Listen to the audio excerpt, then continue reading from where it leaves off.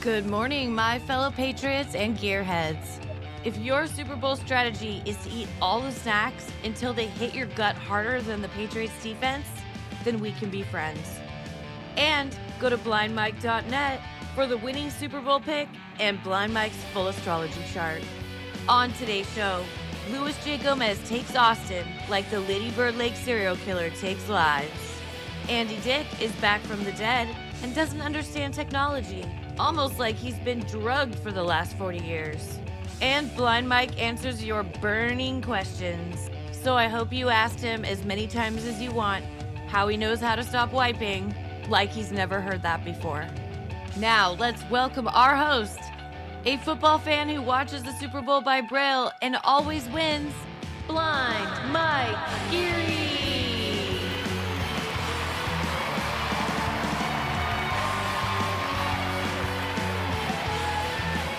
Well, I got bad news. I teased on Twitter this week that no Casey, no Craig, and sorry, I was lying. I didn't know I was lying. Here. Sent So happy to see you. me this long message about how he can't produce today, and he's like, "Will you ever be able to forgive me? Will you be able to move on without me?" And I was like, "No, it's fine, not a big deal." Who are you again? Is there any way you can possibly do the show without me? And I was like, "Yeah, no, it's cool. Don't worry about it." And I thought me and Electra would have a little girls' day. That would have been amazing. I thought so too, but no such luck. And then he says, "No, we're good. I'm back in." And I said, "Well, I kind of already teased it. It could be me and Electra." And he goes, "Nope, I'm there." That hurt a little bit, I gotta say. But yes, We had already emotionally moved on without you. I just didn't quite Right, get the I- comeback story I'd hoped for there, but thanks. I appreciate Casey being here, the backbone of this program. So thank goodness he's here. Thank you for Electra. But I did in the meantime, when I said, what am I going to do here? I need some locker room talk, some good banter. And so I said, let's bring in the guy I'm known best for bantering with, and that would be one Cardiff Electric. Hey, Cardiff. Hello, Cardiff. Hello. Is he not Speaking- speaking? Oh. He's doing a thing. Have my timing. Good morning. Hello, buddy. How are you? Good. How are you? Cardiff has a hard out today, so we're going to try and get the best of him in as quick as we can. Soft in and a hard out. That's what I got. That's how I always do it. Well, I want to start here, Cardiff. What's the scuttlebutt? Any big news from Atlantic City? From Atlantic City? Yeah, I feel like it's been a big dud this year. I feel like I'm usually live Sunday mornings, and there's something crazy happening. John's fighting Patrick. Someone's called security. Someone's throwing a drink. I know what you're talking. I think I understand what you're saying. What's going on? There's nothing new. Nothing. Just a bunch of moes hanging out, being moes. That's about it. They Some started gambling. the great tradition of New Jersey in February, which everyone dreams of being in. Probably the worst part of New Jersey to be in February, right on the ocean. You know why they call it, Mike? I don't know if you know this. You know why they call it Atlantic City? No, I don't. Tell me. Because it's on the Atlantic Ocean. It sounds glorious. Yeah. So nothing is coming out of there. No scandals. No drop-ins. Nothing. I mean, there's still time. I guess. There's obviously still time. It is Super Bowl Sunday. Things are known to happen on Super Bowl Sunday in Atlantic City. But I mean, Ray DeVito had another standing ovation last night. Apparently, Excellent. Good blew for the him. doors off of the comedy club. Nice. Standing gotta be- ovation like everybody walked out. Yeah. That's gotta be nice for Ray DeVito, where like there's an audience there to see him. Like to Yeah. see him. I'm saying. Yeah. No, he's. I think Ray DeVito's the only one that plays this properly. He just quietly books a gig when he knows there's going to be a bunch of people that know his name Yeah. in the same town, and they show up. Because at the end of the day, what's the difference if it's 75 people making fun of you or 75 people there to enjoy the show? Yeah. What's the Still- DSM tickets? They still buy drinks and they still buy tickets. Exactly. Yeah. Fantastic. Oh, wait, Casey sent me some inscrutable video of Carl or something. What was that? I couldn't make heads or tails of it. The Tommy Jordan Carl video. What is Oh. that? It's Drunk Carl, which I've never seen, which was fun. I couldn't understand it. Didn't sound like him. You've never seen Drunk Carl? Well, not doing a show. You know, relaxed Drunk Carl, not show Drunk Carl. What was he? Was he doing anything? I couldn't make heads or tails of the video. The audio was not great. It seemed like he was talking smack to Tommy Jordan, like right to his face, and Tommy was kind of giving him the Jim Halpert look from The Office. Oh, Yeah. But Carl was very aggressive in person. really? Why? He's, What's his he's beef a with little- Tommy Jordan? No, I think no beef. I think it's just, a little gatekeeping going on. Just kidding. I don't know what the hell he's doing. It was Gatekeeping? fun. Yeah. It's like, well, I guess I'm one of those gatekeepers now. I'm one of his fucking henchmen on Dabbleverse Live. Yep. you got to give noogies, Mike. You gotta, pants people. This is what you do as a gatekeeper. Cardiff, what's the reaction been to Dabbleverse Live? You have your ear to the ground in the Dabbleverse. People still hate it? Yes. Damn. No, I think there's a few different camps on Dabbleverse Live. Sure. I think there's some people that still prefer the old school who are these socials, but those people are being pacified right now with possibly another banter related show. We'll tease that in a second, maybe. Hey, the people that like who are these socials? Where the hell have you been? You think? Yeah, woke none of them dad- are showing up to watch, huh? Where the hell were you? I wasn't hearing that every week. You think Not a woke dad is looking up over a ledge right now, like something's changed? I know. pull his I phone wonder out. if he notices, yeah, that we're gone. Very sad. Would you cover woke dad here, Mike? Would you cover some of those topics here, like some of your guys that you brought over there, like DeCastro sure. and woke dad and stuff? All right, Yeah, I'll keep my eye open. Definitely. In fact, I thought of doing that this week with Chili DeCastro. I was looking at there was a chance we did no show this week. I was thinking about possibly taking a week off, and then I took a step back, and I said, this commie halftime show is already ruining one tradition this Sunday. I got to give the people something to look forward to on Sunday. Not just this trash that we've decided is the new world we live in. So No one's forcing you to change the channel to Kid Rock's thing, Mike. I will be though. Who are these broadcasters? We'll be be doing live during the halftime show. I'll be doing the Pledge of Allegiance and cheersing Kid Rock. Ball They with the ball. care. They care about the Super Bowl in your neck of the woods, Cardiff. Do they give a shit? In Minnesota, yes, especially when the wait. I thought that bit was over. Yeah, I think it is. I can't keep it straight. Yes, we do enjoy the Super Bowl here. I think we have our own tradition. It's called the Grey Cup. That would be the CFL course. championships. Right. But I believe more people are watching the Super Bowl here than watch the Grey Cup. Okay. All right. That's good to know. Oregon It's a big Duck deal. legend Vernon Adams plays for Calgary, I believe, which is nice. Who cares? We, we did this, and you guys might be thinking Tukey was probably the straw that stirs the drink based on this first 10 minutes or so. But Cardiff and I enjoyed each other so much the other night when I did Whom Are These Socials? It was me, Cardiff, and Tukey, and we had a grand time. And we said, guys, what if we start doing this a little more often? That's not exactly how it happened. It's kind of how it happened. You came begging. On Oh, you bent the knee. You How said, dare "Please, guys, please bring me into the fold. I was want what listening. you have." I was listening to Tukey Soup, and I heard Cardiff say, "Mike's such a big star that I'm afraid to reach out to him, but I hope he hears this, and I want to do a show with him." That's not how I remember it. Well, it's a mix of our two versions. Yeah. But yeah, we were talking about this, and we said maybe we just do a hang type of show. We're talking maybe Monday nights on Patreon. Monday nights on Patreon. We'll work it out. I don't know if it's always going to be a Patreon only show. We'll see. We'll figure that out. But I think we want to.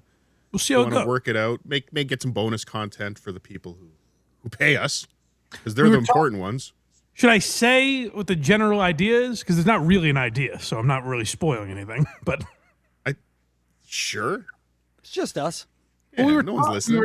we were talking about it, and we were like, should we do Who Are These Socials, or what should the show be? And I was like, we all like Ron and Fez, Opie and Anthony, Howard Stern. Like, what if we just didn't really prepare that much for a show? See how it goes. Like, we'll just have conversations. Whatever's interesting us that day, maybe we'll bring clips, maybe we'll bring segment ideas, whatever. But it's just the three of us hanging, not Dabbleverse stuff. I would say we ban Dabbleverse stuff. Oh, you want to see? I was going to say let's keep it loose. Whatever pops in, whatever the conversation leads to, is what. Like, I don't want to have it. The No Rules Podcast. That's the working title. The that's No dangerous. Rules. Tampa Papers podcast. Shut up. I suggested a name that got virtually no reaction, so that one's probably out. Well, that's gonna be our. Me and Tukey were talking yesterday. That's gonna be our first banter topic, I think, for the first episode. Will be the name of the show. Well, I like So I that. think- I don't like you guys having discussions about this without me, but all right. Yeah. No, we did it on we did it on my show yesterday. You didn't show up for some reason. You're okay. sleeping.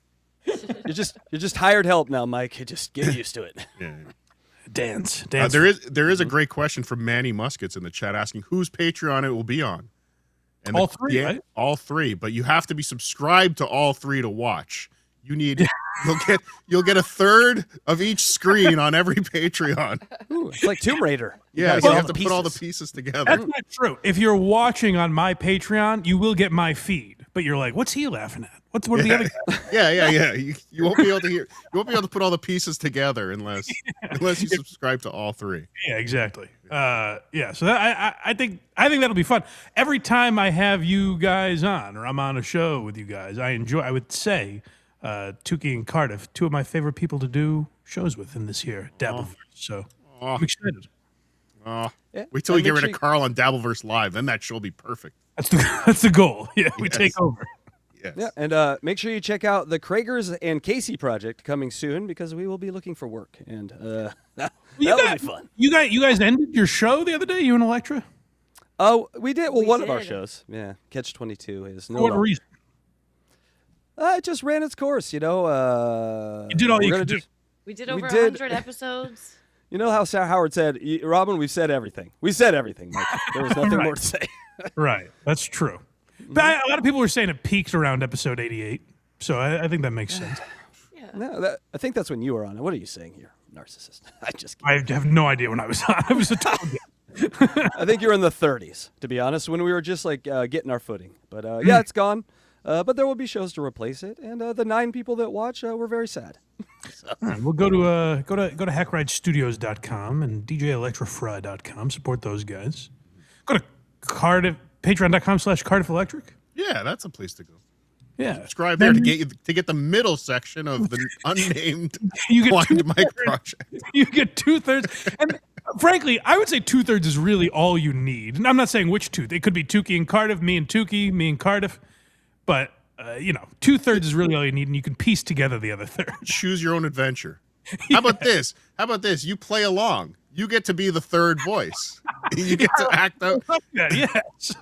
Look, I'm not ashamed to admit many times listening to Opie and Anthony or Howard Stern whenever there was like the comedians, Right. having the bullshitting back and forth. Here's what I would say here. Yeah, here's what I did. I did that a lot in the car back in the day. I did that a lot in the car. So now it's your turn to do it with us. You could be Tukey. Isn't that exciting? Yeah. Buy your own puppet. It'd be fantastic. Well, Lou, Cardiff, since you have such important business to get to, I'll give you the choice. Do you want to start with Gearhead questions, or do you want to start with either an Andy Dick reaction that we have, or Louis J. Gomez? You choose. I think if I can understand my co-host for this new project a little bit more by understanding what the gearheads want to know, Okay. I think that might help me. That might help me in this journey we're about to partake in. Let's do that. Let's hear. So I posted on Patreon, YouTube, and Twitter. I said, "Ask me questions," which I thought this would be a fun way to start to tell you guys why every time I post that, I say, "Ask me questions." Do you guys know why that is? Casey. You want questions? No. You're a Damn fool. it. You don't listen to the old Blind Mike project. I told this Because story. you don't want to prepare content for a segment of the show? It's funny you say that. Oh. That's literally why, Cardiff. Oh, okay. No, I I figured it out. I had a professor at Westfield State University named Gerald Tetra, and he would walk in every day. I forget what the class is now that I'm thinking about it. I can't remember. It was like it might have been philosophy. I can't really remember. But he would walk in every day, and he would go, "Ask me questions." Those are the only words he would say, and we'd go, what? We'd have to come up with questions to ask. And he would just go, ask me questions. And we had no idea what to fucking ask this guy because we hadn't learned anything yet. So every day was just us guessing what he wanted to teach us. And that's what I'm doing here today. But didn't you learn something, Mike? Didn't you? I think that was the philosophy he was passing on to us. Yes. All right, so guys, let's ask Mike anything. We do have a list of questions from Patreon, Twitter, and YouTube. But if you super chat your question, we'll also ask it to him. It's going to be hard to get to the free chat unless we see some good ones. Electra, keep your eyes open. Cardiff, if you see something good, ask Mike anything. Anything. Yay! All right.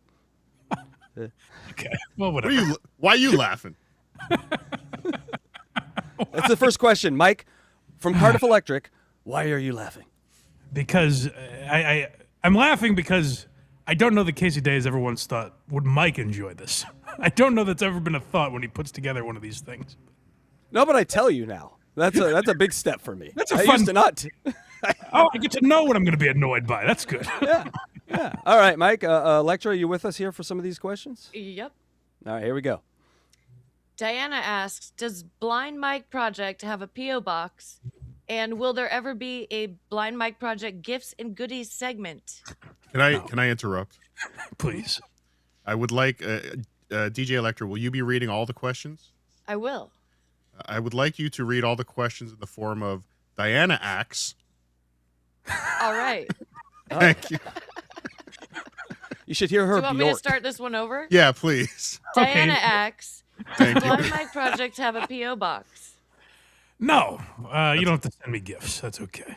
And will there ever be a Blind Mike Project gifts and goodies segment? No. Your gift is being here. I appreciate that. You guys watching the program every week is enough of a gift for me.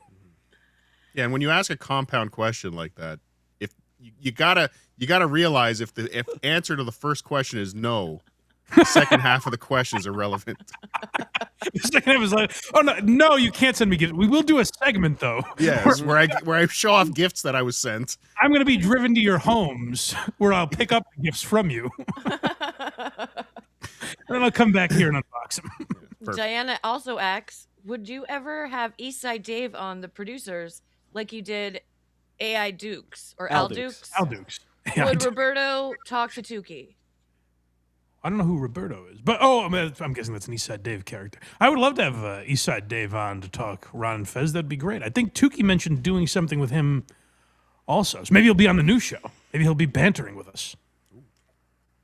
All right. See, I would have to learn. I would have to learn my my Ron and Fez history. You don't know much Ron and No, Fez. I do not know much. I know I missed something with Ron and Fez, but Yeah. all my Ron and Fez knowledge came from when Opie and Anthony talked about Ron and Fez. Well, I can't imagine you need anything to kill more time than you already have on your plate. But if you're ever looking for something, if you ever get tired of going back to old Opie and Anthony or Howard Stern or whatever, I would suggest Ron and Fez. It's very re-listenable because it's all just a man. The later years are all just a man losing his mind on air in Fez Wally. Okay, Really? at 11 Idle Hands asks, well, first he says, I'd really love to see a Matt Stone, Trey Parker history. It's a good Okay. one. And then he asks, We have done South Park versus Family Guy, and we talked Who about them won? on Comedy Central. South Park dominated. always. You ever see that? Are you either a South Park or Family Guy fan, Cardiff? I was a Family Guy fan early on, but kind of faded away. South Park I've always kind of stuck around, but South Park I was Casey Day might know these guys, but the Spike and Mike animation festivals. Oh yeah. Yes. Yeah, that's where I first discovered South Park. They Well- came around Portland a lot. Yeah. Yeah, South Park dominated Family Guy in that battle so badly and I've heard many other people say this also, that like I had this when I saw those episodes, the Cartoon Wars, I couldn't watch Family Guy anymore because it seemed hack. Like they did such an amazing job of telling you how bad.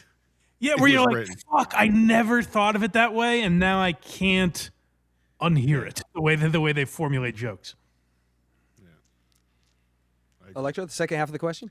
Oh, yeah, and the question is, who's a not known comedian that deserves more credit? Looking for suggestions. I mean, I don't know about unknown, but like Sam Talent is very funny. Tallent. He has the only book I ever recommend, Running the Light. I think he's very underrated. He's like the star of Skank. Every time I've seen him at Skankfest, he takes over shows he's on. He's unbelievable. I think James McCann is really funny. He's like sort of an up and coming guy, Colum Turrell, Irish comedian, very funny. You know what? You can go back and watch my episodes of Why You Laughing. Comics to watch in the coming year. Jordan Jensen was on that list. She's on Netflix now. Big deal. I don't know if any other stars have come from that class, but I'd like to suggest Catherine Blanford. I saw her on. She was on Story Wars not long ago. I don't know her comedy at all. She did pretty well on that show. She's very funny. There was that whoosh again. I'm not hearing it. I think it's the Starlink stuff, but we're all good. Go ahead, Electra. Next question. Casey takes subtle jabs at Starlink. It's true. Well, my goddamn Dogecoin is down to 9 cents, so fuck Elon right now. Watch it. Okay, at Uncle Baby Billy X, do you feel like answering $2 super chats every 3 minutes is good for a show, or does it grind it to a complete halt? I'm glad you asked that, actually. That's weird. Someone else was talking about this. Cardiff and I had almost this exact discussion. It's like you planned it that way. I'm not Uncle Baby Billy. I'll tell you one thing that worries me is people come to me about super tips like they're trying to get me to sign up for Scientology. Like Cardiff, Kind of like I did. Cardiff messages me in the middle of the night. Why aren't you on super tips? And I'm like, what is this? Why are they trying to lure me in?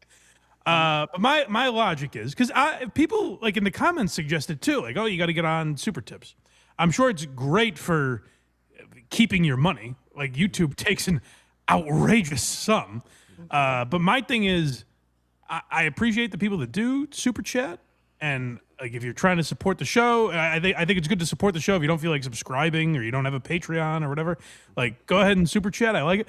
But yes, I do think it grinds the show to a halt. Like I never, when I'm watching any of the shows that get a ton of super chats, I'm always like, fuck, this is gonna be 10 minutes or whatever it is. It's like it's an ad break, but much longer. It's not. I'm never like, oh, what did fucking Carl's crooked teeth have to say about John? You know what I mean? I'm never like, oh, I can't wait to hear. And that's no offense to the fine people. A lot of them are funny, by the way. A lot of them are dog shit. Yeah, that's what I mean. It's like There's that too. it's just hit or miss. Like some of course. some of them really made me laugh. There was one. I think the last time I was on This Little Piggy. There was one we were we were taking forever talking about Aaron's speeding ticket. It was this long segment about Aaron's speeding tickets, and some super chat came in making fun of Moody for that, and I'm going to butcher it, so I won't even try to do the line again. But it made me laugh, so I was laughing for and then I would think about it later in the episode and laugh about it. So there are very funny ones. But I just think as a listener or viewer, I'm never like, all right, the super tips are coming up. I can't wait. So, we do super chat, but I was saying to Cardiff last night, I think if this was a show that got flooded with super chats, I would eventually say, hey, guys, I appreciate you super chatting. We're just not going to read them all. Electra will keep an eye out. If there's a good one that pertains to the topic, we'll pop in with it. But I'm not going to sit here and read all of them, You're already planning for being too successful. That's right. You're just That's right. Trying to All right, amp it good. down a little bit. Yeah. Well, Cardiff, as a musician, can I ask you this? If you went to a Led Zeppelin show and then Paige is like, would anyone like to come and play the guitar? Just play us your little riffs. Get up there and give it a shot. What do you Yeah. I mean, just conceptually, right? Doesn't it seem weird that you just open your show to anyone else's writing, no matter how creative or least creative they are? I think it's like a radio show taking calls. It's not. I'm not saying it's like a crazy concept to do it. I mean, I think I'd do better on drums than the dead guy, but How dare you Right, talk about Led bottoms Zeppelin. like that? Does that make sense to you, Cardiff, or do you have a yeah. I get it too. And that's why when I do them, I try and just put them up right away so they don't become like a block. Yeah. I've talked to Tukey about this too. It's like when he does it as a block, it's like a 40-minute block of super chats. Everybody loves them. It's great. Everybody wants to send them. It's great, but it's a lot kind of all at once. But doing it my way as well kind of sucks too, because you're just kind of throwing them in here and there, and it does interrupt the show more. And by the way, before I sound hypocritical in 15 minutes when we read all your super chats, I'll do them. My thing is just if I added super tips and we had crazy voices or whatever, then people would be more encouraged to do them. Yes. And what I'm saying is I'm not encouraging you to send super chats because I don't want to read them. You know. Yes. This is we're going ahead a little bit, but here's a super chat from I Miss You Jimmy, $2. This is the Beggy Monster reverse psychology, Mike. You're just saying that so people will give us more. And I like it. No, don't send me any. That's what a great guy I am. You don't have to thank me for being such a generous guy. Don't worry about it. Just take it as a gift to you and don't repay me in any way. Oh, the wallets are opening, Mike. I hear them opening. Keep doing it. Oh, keep doing it. Keep rubbing that fucking shit. No, but that is my thing. Is like I feel weird, where like YouTube has this thing. They have like goals now, and I think it just shows up when you set. I think that's what happened the other day, Casey. I think it just shows up in the like live chat or whatever when you set the premiere, and then it goes away. Yeah. But I saw it the other day, and I messaged Casey like, "Hey, can we take that down?" Because I was like, I can't, in good conscience, sit here every week and make fun of Aaron Imholt, and then be like, "All right, guys, come on, let's hit the old super chat goal." What do you say? Even in satire, it doesn't work. It just feels dirty. Right. All right. Next question here. All right. At Rhyme or Reason X, we all saw Dave Portnoy run. You could beat him a race, don't you think? No, maybe in my younger days, not anymore. Did you see that, Cardiff? Did you see Portnoy run? My God, I missed Holy it. shit. I did not. It's like a Not known for his athleticism. Not really. The pizza review guy?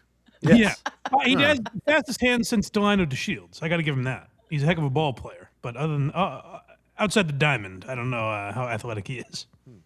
All right, thank you for that. I like that name too, Rhymo Reason. That's a good name. Rest in peace, Rimo. Yes. At Turbo 7049, X, when's the last time you shit your pants? How'd that one make it on there? All questions are fair. So, does this count? Let me ask you. Probably about 2017. Oddly, when I was working for Entercom, how I was feeling represented the company I worked for. We were doing some street team event, and after that, I got what I assume was the flu or something. I was down for a few days, and I had something in the world of a shart where I had to run to the bathroom immediately. Like it felt like it was absolutely a wet fart at the very least. So I don't know if that counts as shitting your pants. That's the closest I've ever come as an adult, though. I say that counts, yes. Okay, yeah. So 2017, probably. All right. Excellent. All right. How about you, Next Cardiff? question. You a pants shitter? Yes. Don't. Well, I've been known to shit my pants once or twice. Excellent. I think I shit my Honest? pants in my girlfriend's car once. It happens. Yeah. How far into the relationship is this? Couple years, I believe. Okay. Yeah. So She was sympathetic or empathetic. She knows you well enough to be empathetic. No, I don't believe I said anything. She just asked, "Why are you sitting on a sweater?" Because I didn't want to get shit on your seats. That's why. Can you please get me to a bathroom? What is it there? Were you like sick or what caused it? I don't remember, but I do remember we killed a bunny that day. I'm sorry. We were driving down driving down a country road, and she hit a rabbit with her car. And I don't know if I was traumatized from killing the rabbit or something. I don't remember being sick. I don't remember being anything. I just remember sitting on a sweater, and she was asking, "Why are you sitting on that?" Shut up and get me to a bathroom, please. That was so gruesome. I shit myself. Compound Media has a chat here that says, "I'm sure it was right at the end of the relationship." Somehow she married me. Holy Wow. shit. That's a ride or die. That's a lovely woman that you've got. Okay, I don't believe I admitted to what happened. Till when? She doesn't know now. Still to this day. Today. I hope she's not listening. He's getting a text right now. How dare you? But she was never like, what? What's that? Caked between you and your seat. The windows were open. It was -12. Okay. Fine. Well, of course the windows were open then. I had a boyfriend once that asked me to check if he had hemorrhoids. He didn't even marry me. Did he? Hell. And how long? Ride or die. Did he have them? Yeah. He did. That's like weird. That's like you're living together. Like we shit in front of each other. Like there's no secrets left. All right, moving on. Damn it. All right, sorry. and what happened? Tommy asked, "Did Rimo's death bring back KMS?" We'll see. I mean, it's started to become a weekly show now, so we'll see. That could be Rimo's last sacrifice. Maybe Rimo knew in some way that would bring the a hero at the end of the day. At the end of the day, Rimo was. But R.I.P. Rimo. So like Kirk Manhan show is done? Oh yeah. I did not while. realize this. Yeah, since November, basically. But he's been back. He's been doing like little pop-up shows here and there. Teasing everyone, yes.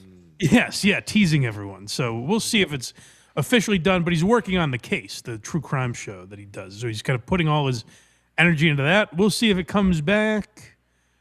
I'm starting to feel. I noticed that people are feeling like, it'll be back when the case is done. I get that feeling, but I don't know. I have no insider info certainly. So I'll wait to find out with the rest of you. All right. Also, Craig Rules is mentioned 237 times in the Epstein files. Interesting.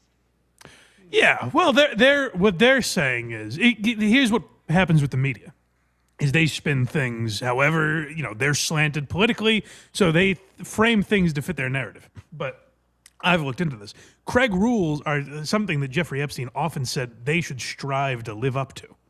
They said, we're getting a little sloppy here. We're just fucking whoever on the island. We should raise ourselves to the standard of Craig rules. Was it your show? I'm going to go off on an Epstein thing here now. Go ahead. Was it your show that played the Nick DiPaolo rant about No, it was actually Epstein? Stuttering John's show. That's why I didn't do it this week. Oh, okay. It was like John that played that clip? Yeah. That was a fantastic clip. Okay, I I got mean- to give John credit for that one.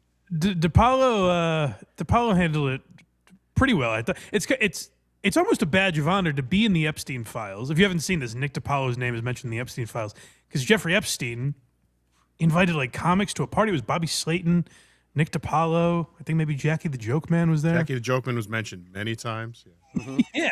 So these A lot of comics. comedians. These comics go to a party at Jeffrey Epstein's house, and Woody Allen is there, and all these other people. And so Nick DiPaolo, he said he had mixed feeling. He knew at the time who Jeffrey Epstein was, so he's like, fuck, is it all pedophiles here? What's going on? So then, I guess days or weeks later, he gets an email from Jeffrey Epstein. Hey, thanks for coming over. When I'm back in New York, I'd love to get together sometime. Something like that. And Nick DiPaolo, which is very funny. It's funny. He's like, I know he's a pedophile, but I want to be respectful to him. Yeah. Nick DiPaolo was like, I didn't want to be rude to the guy, so I was like, I appreciate you having me over. It was really nice meeting you and Woody. I'm going to have to think about that second part, though. As you know, you're a controversial figure. LOL. So I think, if anything, it's good to be in the Epstein files where you're telling Jeffrey Epstein, I'm not interested in hanging out with you. That's not, of all the names in there, that's one of the better names to be, I would think. Imagine they redacted that part. I'd love to be there. Black bar, black bar, black bar. Nick's like, nice, I swear. It's not what it seems. But yeah, Louis J. Gomez and Big J are in the Epstein files. Kevin Brennan even. All the stars. Oddly, he was a big comedy. Oddly, he would have been a great guest for Why You Laughing, Jeffrey Epstein. He's a big comedy fan. Oh my god. It's a shame we can't book him. Oh, let's write that down for the Monday night show. All right, Electra. Top 10 pedophiles you want as a guest. Go. Oh, shit. At Serenity Now says, I would love for HACKRIDE to give you a Karmic X history lesson. Go ahead. More of a That wasn't even statement a than a question. question. Yeah. Well, Mike, You have 1 minute. okay, so here's the elevator pitch if you want to get into Karmic X. It's Proto John. It's John as an undeveloped egg learning how to become the future stuttering John, making all the mistakes. It's the prequel. So you get to see a man develop an ego online and also be throw in there that he's also severely and heavily closeted. And he doesn't know, but he does know because he creates characters that are like gay characters, and he talks gay. So he's able to take this person that he's not able to be outside of himself, make it a character, and let everyone kind of goof on him. Then he blocks you and yells at you for goofing on him, for doing all these weird things, and he calls you a dumb fuck. And you will eventually watch it. You will eventually find why you keep watching it. And it's a good hate watch. It's a John-style hate watch. Thank you. Okay. I guess Dabbleverse Live will eventually force me into talking about him, right? 1000%. Oh, you should. They should. You guys 1000%. definitely have to. See, I Cardiff, your disagree. thoughts? I disagree with your take there, HACKRIDE. Ooh, I like this. Only your because take? I think that the at least for me, because what makes John so interesting is the heights in show business that he once fall. achieved. Yes. That's what I Right? was thinking, yeah. Yeah, So- like is Karmic to have the same appeal to me as Stuttering John, he would have had to have been in a movie. It's some type of success in show business, something. Like he started at the bottom and he's still at the bottom. It's not that interesting it's to me. just a guy. It would be like we go down to we go to any street in fucking Boston or any city, and we're like, hey, look at this homeless guy. I can rile him up if I say something shitty to him, he's gonna yell and scream at me. Like he just seems like a deranged man to me. And I mean no offense, Karmic. I'm just saying based on the clips that I've seen. So I'm not interested in being like, hey, guy I've never heard of, you're a loser, and him being like, I'm not a fucking loser. Like I'm not. It doesn't pull me in at all. False the realities. interesting part about Go ahead, it is that he is from rural Minnesota, right? Mhm. So he Yes. lived a very sheltered life. Like he went to school with 10 people. Yeah. You know, Right, he so- doesn't know how to interact with people, but we have him on live YouTube trying to interact with people. And it just So- goes oh so wrong. Cardiff, you're right that it is not the same as Thank you. John. It's inverse John. So John is someone who had a mighty fall, right? And we're all just looking at that fall like that's insane, but he still has the attitude like he's on top. That's the disconnect, right? Karmic is a guy who never got to that top of the mountain, but he has the attitude like he's on the top of the mountain. So we're looking at these two guys who are standing at the top of the mountain mentally thinking they're ruling over everyone, true. but they're actually at the bottom. So they're very similar, but just, yes, he had success. But ask Karmic if he thinks he has as much credits as John. He'll say yes. He'll say yes. That's the fascinating thing. They're For all his with AI us. music. He has Well, that there'll many be something. credits. There'll be some. I'm sure he'll strike someone's channel or he'll do something worth talking about on Dabbleverse Live. I'm sure. So maybe that'll get me in. We'll see. I also might think that he's more of a writer. Like he talks like a writer sometimes. He uses weird words and stuff, and I think you will find that interesting as the intellect that you are. That he throws random old-timey words and stuff in. You'll like it. I do love Mike's random old-timey word usage. Mike and Pat I heard you Dixon do on a show, we'd all die. Cardiff, I heard you do an impression of me once that I thought was so off. Really? What did I do? do the impression of me. Me? Yeah. I don't remember what I did. Oh, you mentioned my name and then did a voice that I assume was supposed to be me, but I don't think you nailed it. And Tukey does. I'm pretty sure I didn't nail it. I'm confident I didn't. Tukey does like a Jimmy Durante when he's talking when he's trying to do my voice. Yes. All right. all right. At Prairie Judge asks X, what's Craig really like? Can I answer this one? Go ahead, please.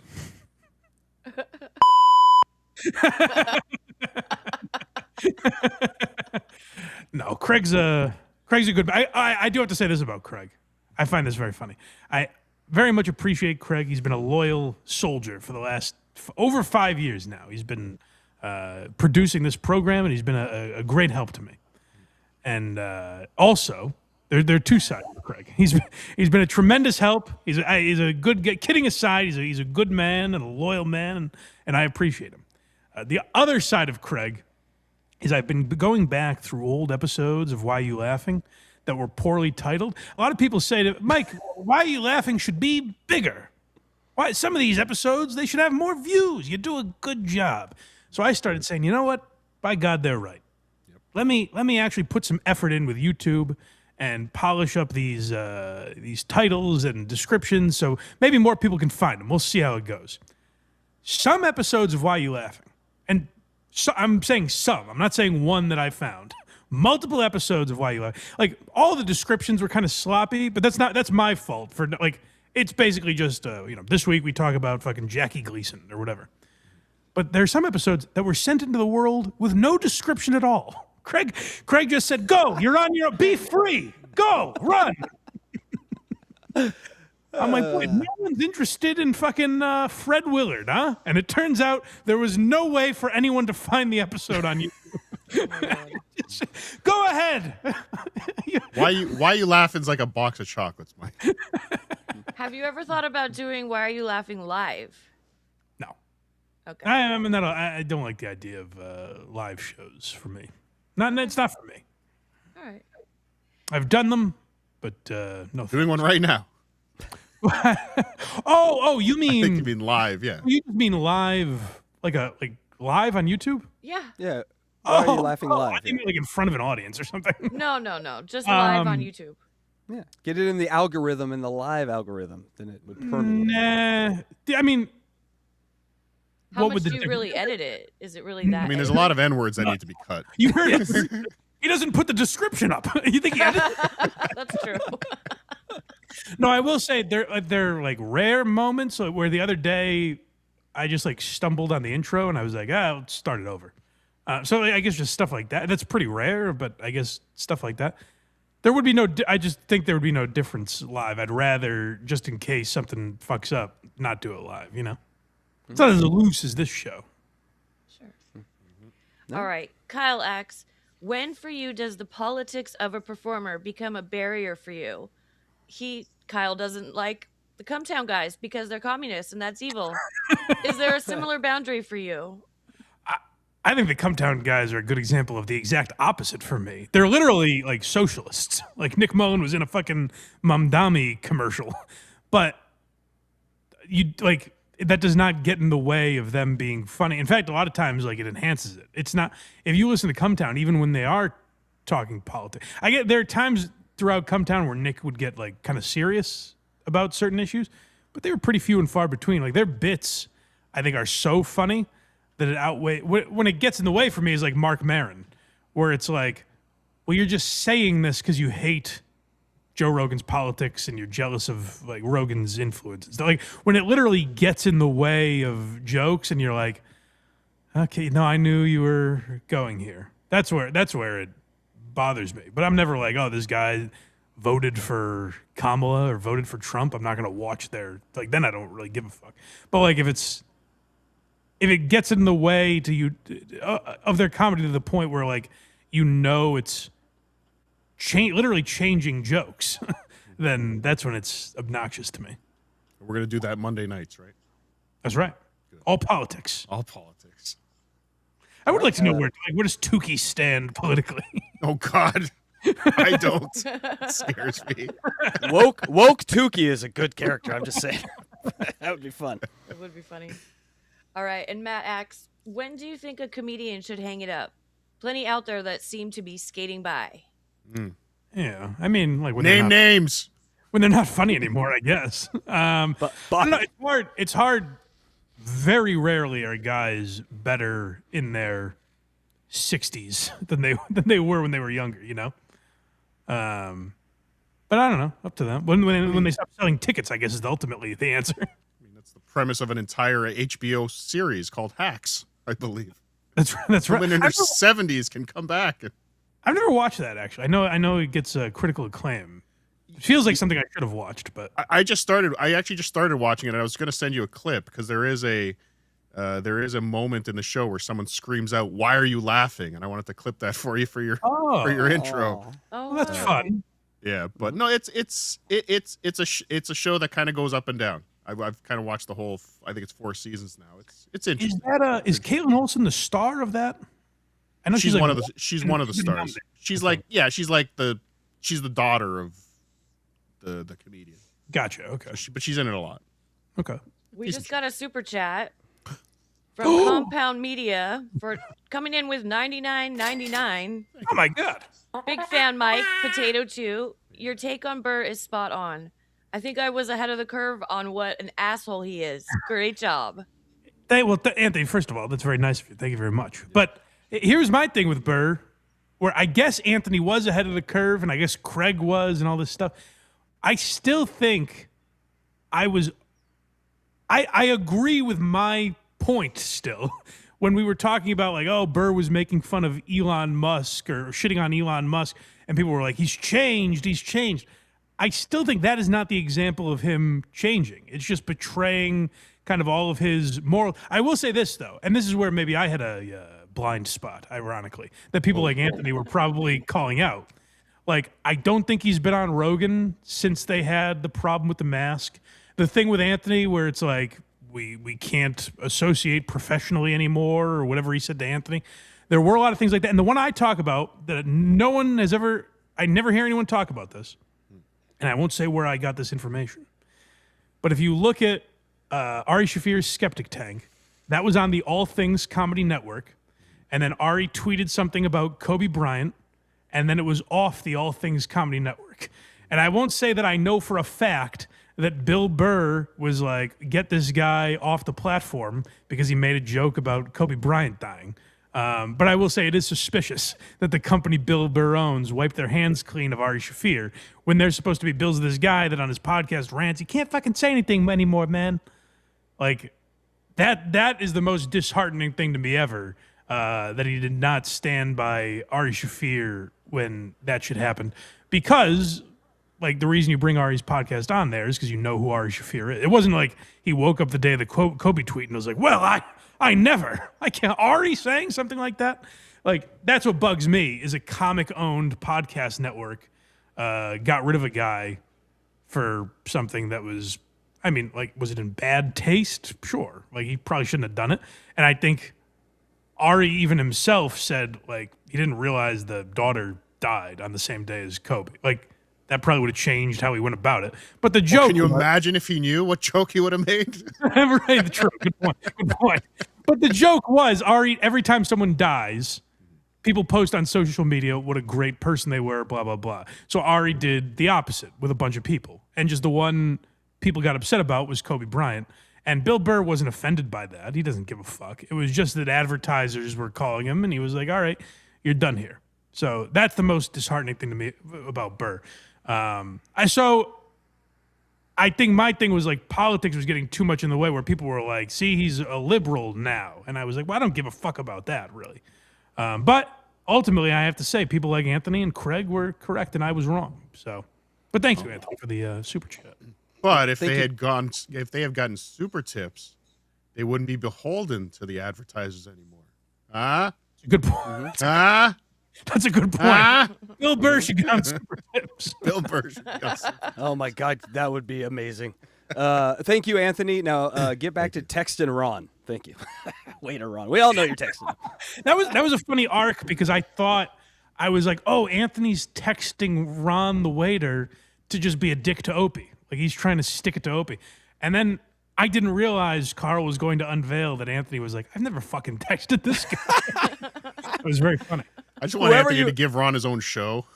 Just give him an hour a week. Sign him an exclusive agreement so Opie can't have him anymore. No. Opie lives too high for that. Right out the window. I got to say this, though. Since Fez retired, people have always wanted the Anthony and Ron show. So give them what they want, Anthony. Bring in Ron. Ron is a funny guy. All right, let's get back to these questions here. Got a few more for you, like 50. Skip one. Here we go. At Kyle Ward Douglas X, do you feel bad dropping the M word during the Doug Stanhope Why Are You Laughing? M word? What is that? I don't know. No. I thought you would know that. So, all right. Well, thanks, Kyle. Oh, midget, I think. Yes. Oh. Oh. Here we go. Next one. Jensen X, if you were forced to co-host a podcast with one lolcal, who would you pick? I think he's doing it right now. That's a great question. That's a very good question. Who would I do it with? Interesting. So who do we have to choose from? We have John, Opie, Chad, Aaron, Chad. Karmic. You want to throw Karmic in there? Karmic, Ray, DeVito. Okay. Woke Dad. How about Woke Dad? Shmuel Buckman. I've been defending these. Is Shmuel Buckman a lolcow? He's gonna be. I think he's on our show this week. Oh no, I'm in trouble. Damn it! You're normal, Shmuel. Sorry. I've been defending this guy a lot lately. Wendy the retard would be amazing. Oh no, not him. What? Who do you think I'm gonna say? Chad? Yeah. Yeah. No, don't do it, Mike. He said I don't like Blind Mike on his last show. I heard him say it come out of his mouth. Fuck you, Chad. I don't give a shit about that. What do I care? All right. Well, you're okay then, Chad. Get on over here. We love you, buddy. Oh, well, then never mind. Fuck you, Chad. Go to You're hell. gonna watch 70s Spider-Man together? Of all those people, well, I guess the real answer would be if we could do a show without the goal, Aaron, right? I would. That's an amazing show for me. You and I Aaron. called that. I knew it. Yeah. He's the most. He's just gonna treat you like Johnny Crutches. You realize? Yeah, that's true. Ah, here's my new handicap. He's an asshole. Yeah, How long you been in Aaron, radio? Like Johnny Crutches. I think maybe I'd go with Chad. Chad, of all these people, seems to roll the best with stuff. Like they keep saying, like, oh, he never goes for the joke or whatever. Neither do any of these people. Do you think John goes for the joke or any of these people? Like Chad, at least. I was saying this, Cardiff, when he called into your guys' show the other day. He at least it was light. It wasn't like, oh, you guys are making fun of me. Fuck you. Like he can have a light time. It seems He is evolving and he's trying. Yeah, I think he's trying. I'll give him that, but he's still a piece of garbage. Chad why, on deck. why is he against me now, HACKRIDE? I don't know about this. Who? Casey, sorry. Right. Thank you. Why would I say that? Luis Gomez was going, I respect Blind Mike. I like Blind Mike. And he goes, I don't like Blind Mike. Oh, shit. Yeah, I heard. And then he takes his shows down. I was going to grab it for you, but he takes his shows down. But I will say this. Adam Bush had it right about Chad. He is actually really good when he's talking about other people, but when it circles around to himself, man, it is a not seeing himself in the mirror very well, We just wouldn't talk about him then. Me and Yeah. Chad talking about other people. If he comes on Dabbleverse Live, that's a great show because Carl, you, and Chad, ooh, baby. You know what? Next time it's on my channel. Maybe that's a good idea. Amazing. Potato, we Although did good Chad work here doesn't today. like me. Maybe he'll not accept. I don't know if Kevin will let him go on a show with Carl. Oh, is that a thing? Probably. See, that's what exhausts me. The politics. What if You're damn right, Electra, the politics of it all. What if he said, I'll come on Dabbleverse Live, but y'all got to do a hype train? Would Blind Mike do a Chad hype train to get Chad on Dabbleverse Live? What do I have to do for that? Nothing. Dance Just sit like a there and fool. dance. Yeah. I have to dance? Mm-hmm. No, I'm okay. All right. But- So Aaron was the answer, but Chad will be on Dabbleverse Live, people. No, Great I question, changed. Chad. I changed. Chad is my answer. I Chad is changed. the I realized Aaron would be too much of a dismissive. Like he'd want to run thing. I don't know that Aaron could be a Second co-host. mic. Yeah, or even first mic, but like a co-host type of a guy. It'd be like Metallica, Guns N' Roses. That's right. That's exactly right. Yeah. Great question, Jensen. Yeah, thank you. Yeah, that was good. And Stefan asks, what do you think of Ricky Gervais stand-up? Yeah, that's another one.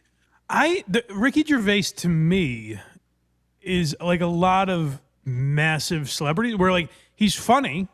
He's absolutely very funny, and his shows are amazing, obviously. But I'm just talking about his stand-up. Like his stand-up's all funny, but I watched this Mortality, I think, is the one that just came out on New Year's Eve, and I watched it, and it just felt like it was a couple of years late. It felt like a guy who was saying things that a lot of other people said 2 or 3 years ago. Like I think and it felt in that way to me like Chris Rock's most recent special. Where it's like, yeah, no, we've heard a lot of this stuff. Like, I think Ricky's very funny. But then I hear people, because we get comments from people from, like, England and stuff. We did that Carl Pilkington episode, and people are like, Ricky's stand-up is unbelievable. He doesn't get enough credit.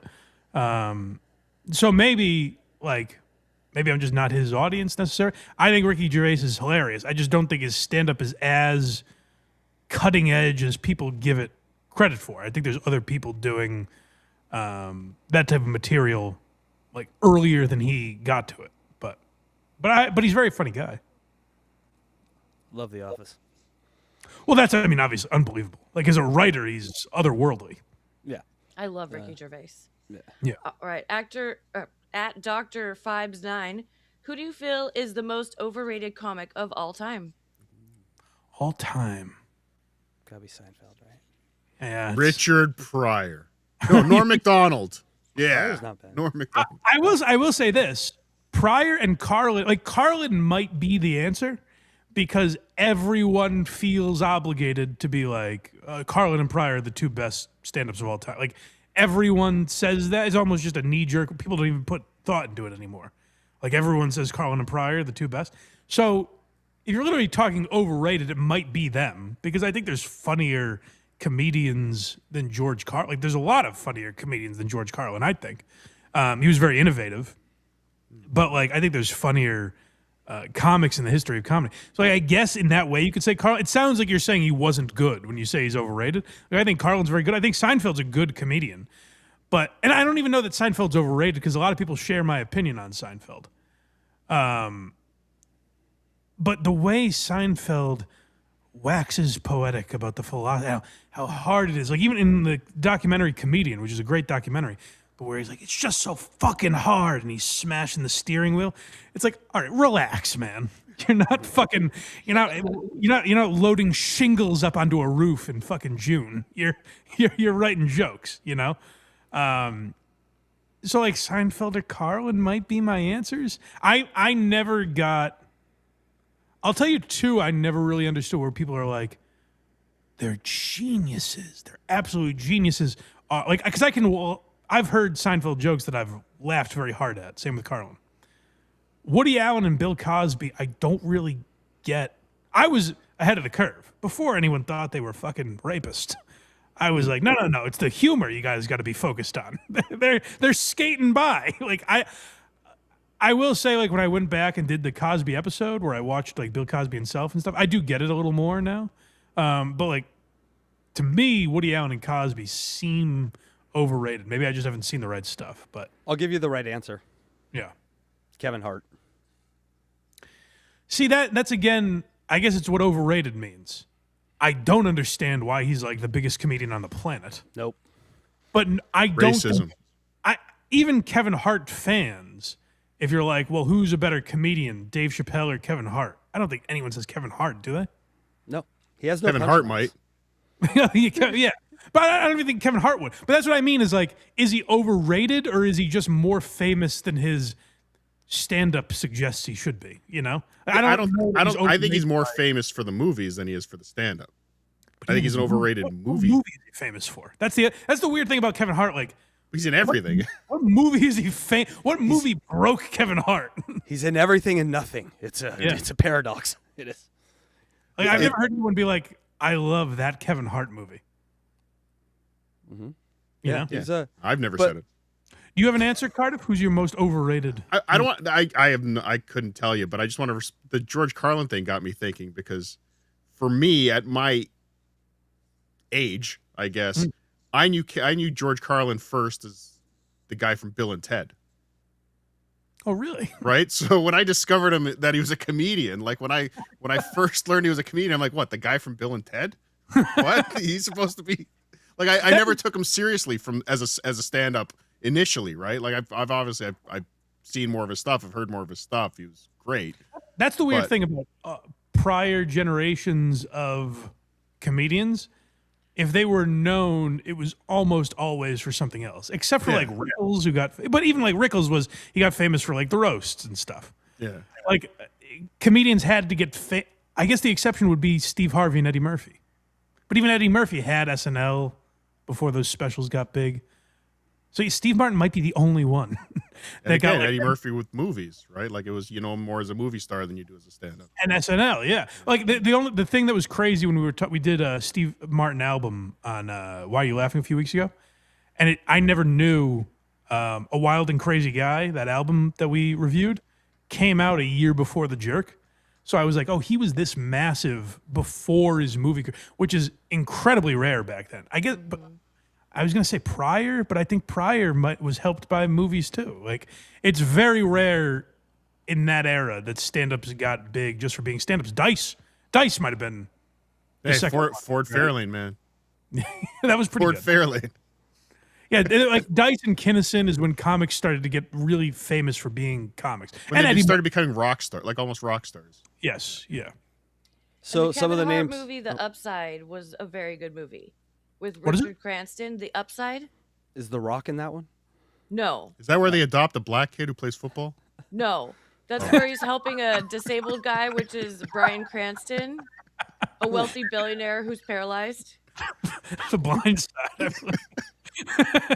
Mike, some of the overrated comedians in chat were Dane Cook, Duncan Trussell, Woody Allen, Tony Hinchcliffe, Adam Sandler, and Robin Williams. Here's my thing with that.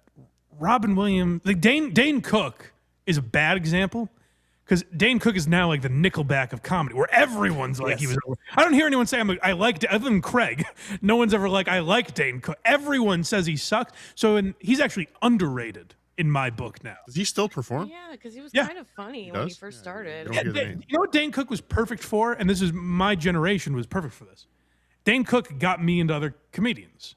And that's what he did for, I think, a lot of people of my where like you find Dane Cook funny first, and then you find, other Jim Gaffigan, and then Mitch Hedberg and Brian Regan and Louis C.K. and then on up the list. You know what I mean? Like He's like Opie.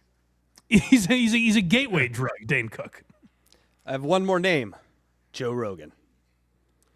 But see, again, everyone trashes Rogan's stand-up. 'Cause There's it no one that's like, sucks. other than Joe Rogan, there's no one that's like, he's one of the greatest comedians in the world, Fair enough. All right. I think we got a lot of them, though. We nailed down a bunch of them. Good. Kirky Newjack X, do you discuss podcasting and your career with people in your life, friends and family?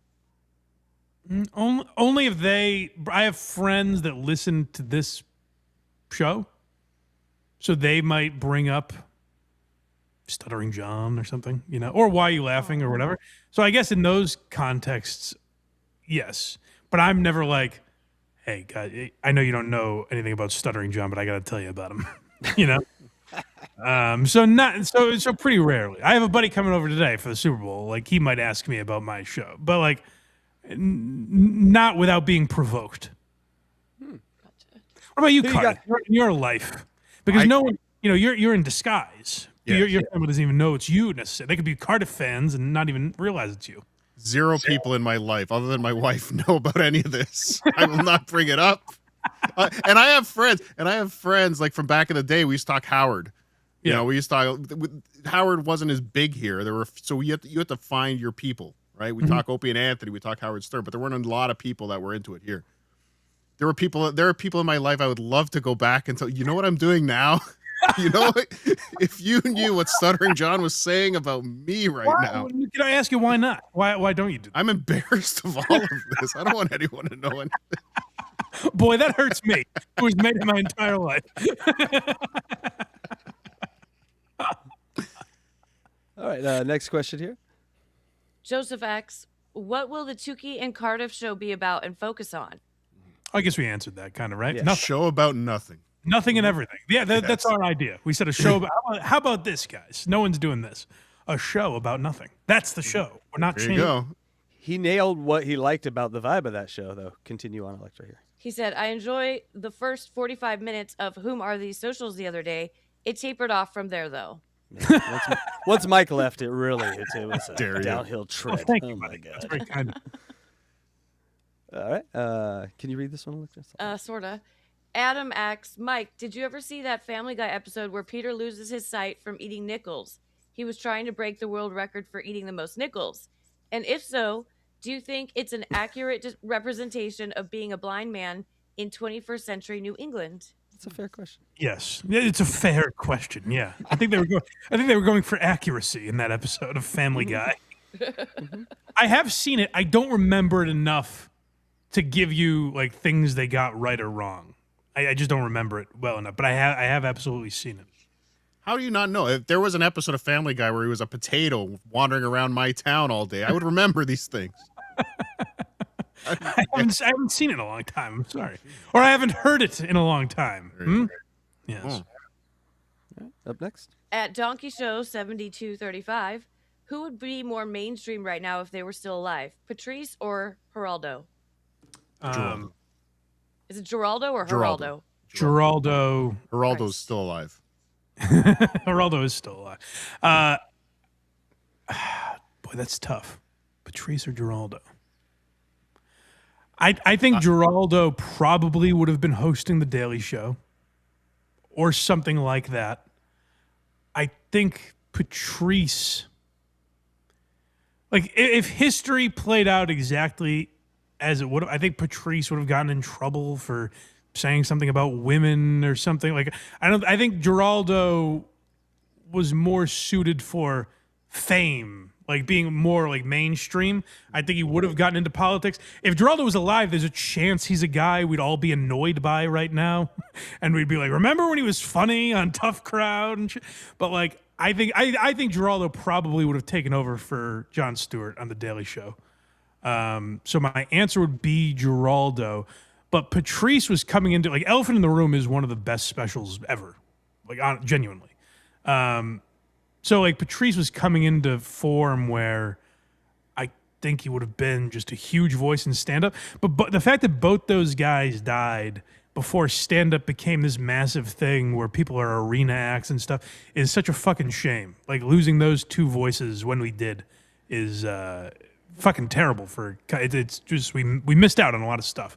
But like mainstream famous, I think probably Giraldo if they were both alive. I would have loved to have heard Patrice today on the Opie and Anthony show talking about what the fuck's going on, all the Trump shit. Like that would have been fantastic to hear Patrice and Anthony. If Anthony's still in the chat, I would love to know if he thinks there would be a legitimate shot that when Anthony got fired, the Patrice and Anthony show or the Anthony and Patrice show would have happened. I would love to know that because that's kind of what everyone speculates. Like, would Patrice have? I would have been a fantastic show. Because Patrice would have gone on and shit on Anthony for his tweets or whatever. That would have been an amazing show. And Anthony, I think, would be in such a different place right now, where like because of his politics, he's viewed as like this guy that like comedians can't have around. He got banned from fucking The Creek in the Cave. Like they told the Legion of Skanks they couldn't have him on, like shit like that. I think his career would be in such a different place if it was him and Patrice. I'd be curious if Anthony thinks that's because that's something like fans want, but it might not be a realistic thing. Like, oh no, Patrice would have been focusing on stand-up. He wouldn't have wanted to be on a show every day or whatever. I mean, it's impossible to speculate because Patrice died 4 years before that. But I'd be curious if Anthony thinks that's a legitimate possibility that they would have done a show together. Anthony's answer to that question, by the way, is off drugs, Giraldo. Yeah, right? I kind of agree with that. Like, just Patrice wasn't meant to be... I don't think Patrice fans would have wanted him to be mainstream famous. You know what I mean? Like, Patrice would have had a career more like Dave Attell or Colin Quinn, where people talk about what an amazing comedian he is, and he does a lot of like good things. But I don't know that he would have been like an arena act, where Giraldo probably could have been. Okay. He is the great Anthony CUMIA is answering you back here. Probably not as a daily co-host, but a very consistent guest. That would have been unbelievable. If Anthony and Patrice did like a weekly show together or something. Mm-hmm. It's time for Fridays with Anthony CUMIA and Patrice. Hey, Cardiff, I'm just doing a time check on you. Yeah. Oh yeah, I should be. I probably should go. Bye. Thank you for stopping by, Cardiff. I was having so much fun. I lost track of time. Oh, good. And I always have fun with you, buddy. And I'm excited for Monday nights now. It's the 16th, not this Monday. The 16th we're going to start. That's right, not tomorrow. A week from tomorrow. Yeah. All right. Well, go patreon.com/Cardiff Electric. Anything else people can check out? At Cardiff Elect on YouTube. Like and subscribe. Go do that right now. Blah, blah, blah. See you next week, Mike. Give it up for the great Cardiff Electric. Bye, everybody. Bye, Electra. Bye, HACKRIDE. Bye. Go Ducks. Oh, I love you now. I love you. You made a friend for life there, Potato. I gotta say, good job. All right. I genuinely enjoy doing shows with Cardiff. What? He wants to come back. No, he's doing a thing. Trust me. This is okay. I heard him go. Oh. He sounded so eager. I know this man. I know him. Get rid of him. I got it. I did. Would you like to continue with questions? You know what we need to do? If we can pause questions for a second and get to super chats. They've backed up a little bit. All right, fine. And then we'll get to whatever you would like to do, sir. Hypocrite. Electra, go ahead. At FunOki, $5. Questions and get to some questions. That's a good idea. Well, there's less questions here. Okay, and go they ahead. paid, so. You three back on Monday with another super show. PWO, TWO, and Mike is nice. Thank you, buddy. Yep. Yeah. Starting next Monday, we're gonna test it out, see how it goes. It could be something we hate it after the first episode, or we love it and it'll be a massive success. Who knows? Don't read it yet, Electra. Ladies and gentlemen, our first Rumble rant that we have put up on screen. Joe We've done it. Higachi says, "Let's go Rumble peeps." That's right. Wow, what a historic day! It is. We're rumble ranting. Yeah. Well, when yeah, go ahead. Where does that go? Into an account that I've never even so much as looked at Rumble. How are we getting money on Rumble? Well, it You just sits are. in an account. You get a payout over $50, I think, and we're at like $4. So when it gets closer, I was going to be like, well, let's maybe attach your account to it, but I wasn't going to bother you with that until we got up there. Okay. Also, it's a nice way to embezzle money from the project. You know what I'm saying? Interesting. So, Interesting. No, I like that. but think about this. Last week, when Darman aggressively took your video down, Rumble, people could have just went right over to Rumble and continued watching. So that's why we do it, just in case YouTube acts up. Yes. But, all right, come, We've come. seen how many bad actors there are out there in the YouTube world. All right, Electra. Okay. I don't see it. Okay. At Dawn Fried Chicken, $4.99. Every year, Craig dresses the kids up in cheerleader outfits for the Super Bowl. They don't seem to like it, but he says they're having a lot of fun. And he says they've got a lot of spirit. He said you should see the spirit they have behind closed doors. Yes. It's unbelievable. It's Pom Pom Day at the Coney House. Yeah. Joe from Virginia, $1.99. Fake Casey is back. I missed the real Casey. I'm reeling your Oh yeah. Oh, so you're back to the cartoon now. Yeah, because I can. Why? Because I have a. That's what you look like now. What's the point? Because I don't have to buy the Christian Gonzalez jersey. I can just put it on a cartoon. And now look at me. I'm wearing a Christian Gonzalez jersey. I see. Okay. Yeah. Makes that makes perfect sense. Also, I cut my hair too short. Don't do that after 40 people. Oh, so I gotta let it grow back a little bit. All right, a few more. At Germ42, people hate Carl. People love Mike. I miss Who Are These Socials? Aw. I don't know if that's true. I assume people that watch Carl every week like him. You mean Big Bully Carl? I don't know why he's getting people's grills in Atlantic City. I don't know what that's about, but The tough guy. Funny. he's never treated me like that. Yeah. Northwest Ken says, "Go Hawks." How dare you, Dubs down. Get out of here, Ken. Shout out Northwest Ken, my guy, No. my brother, my Well. Skankfest brother. But he's going for the Seahawks. Fuck him today. Come on. Well, what are you gonna do? Brothers fight, you know. That's true. Isaac F1 FI5YP whatever. This new show just sounds like KMS with a puppet. Yeah, pretty much. And a less interesting host. That's more or less. Yeah, yes. So you're saying Auguste. Hey, look at me. I did a KMS joke. I'm proud of myself. All right. Lori Koff gifted 1 Black Mike membership. Thank you so much. Nigsaw1 asked, "Is niggle a word?" What? I don't know if you're supposed to read that. I don't know either. I don't know. I don't know the answer. But Electra just made it one. So Oh shit. I'm not commenting. We're moving on. Zom247, can Potato do a show with Jody / Corn Diff? It works. I don't know Jody. I know Corn Diff. But I don't know. Unfortunately, we missed our window. Sorry, buddy. Yep.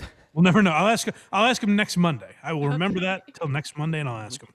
Kragers and I might be looking for work soon. Give us a call. I don't understand. You keep saying that. Well, once I don't even you're get in the there.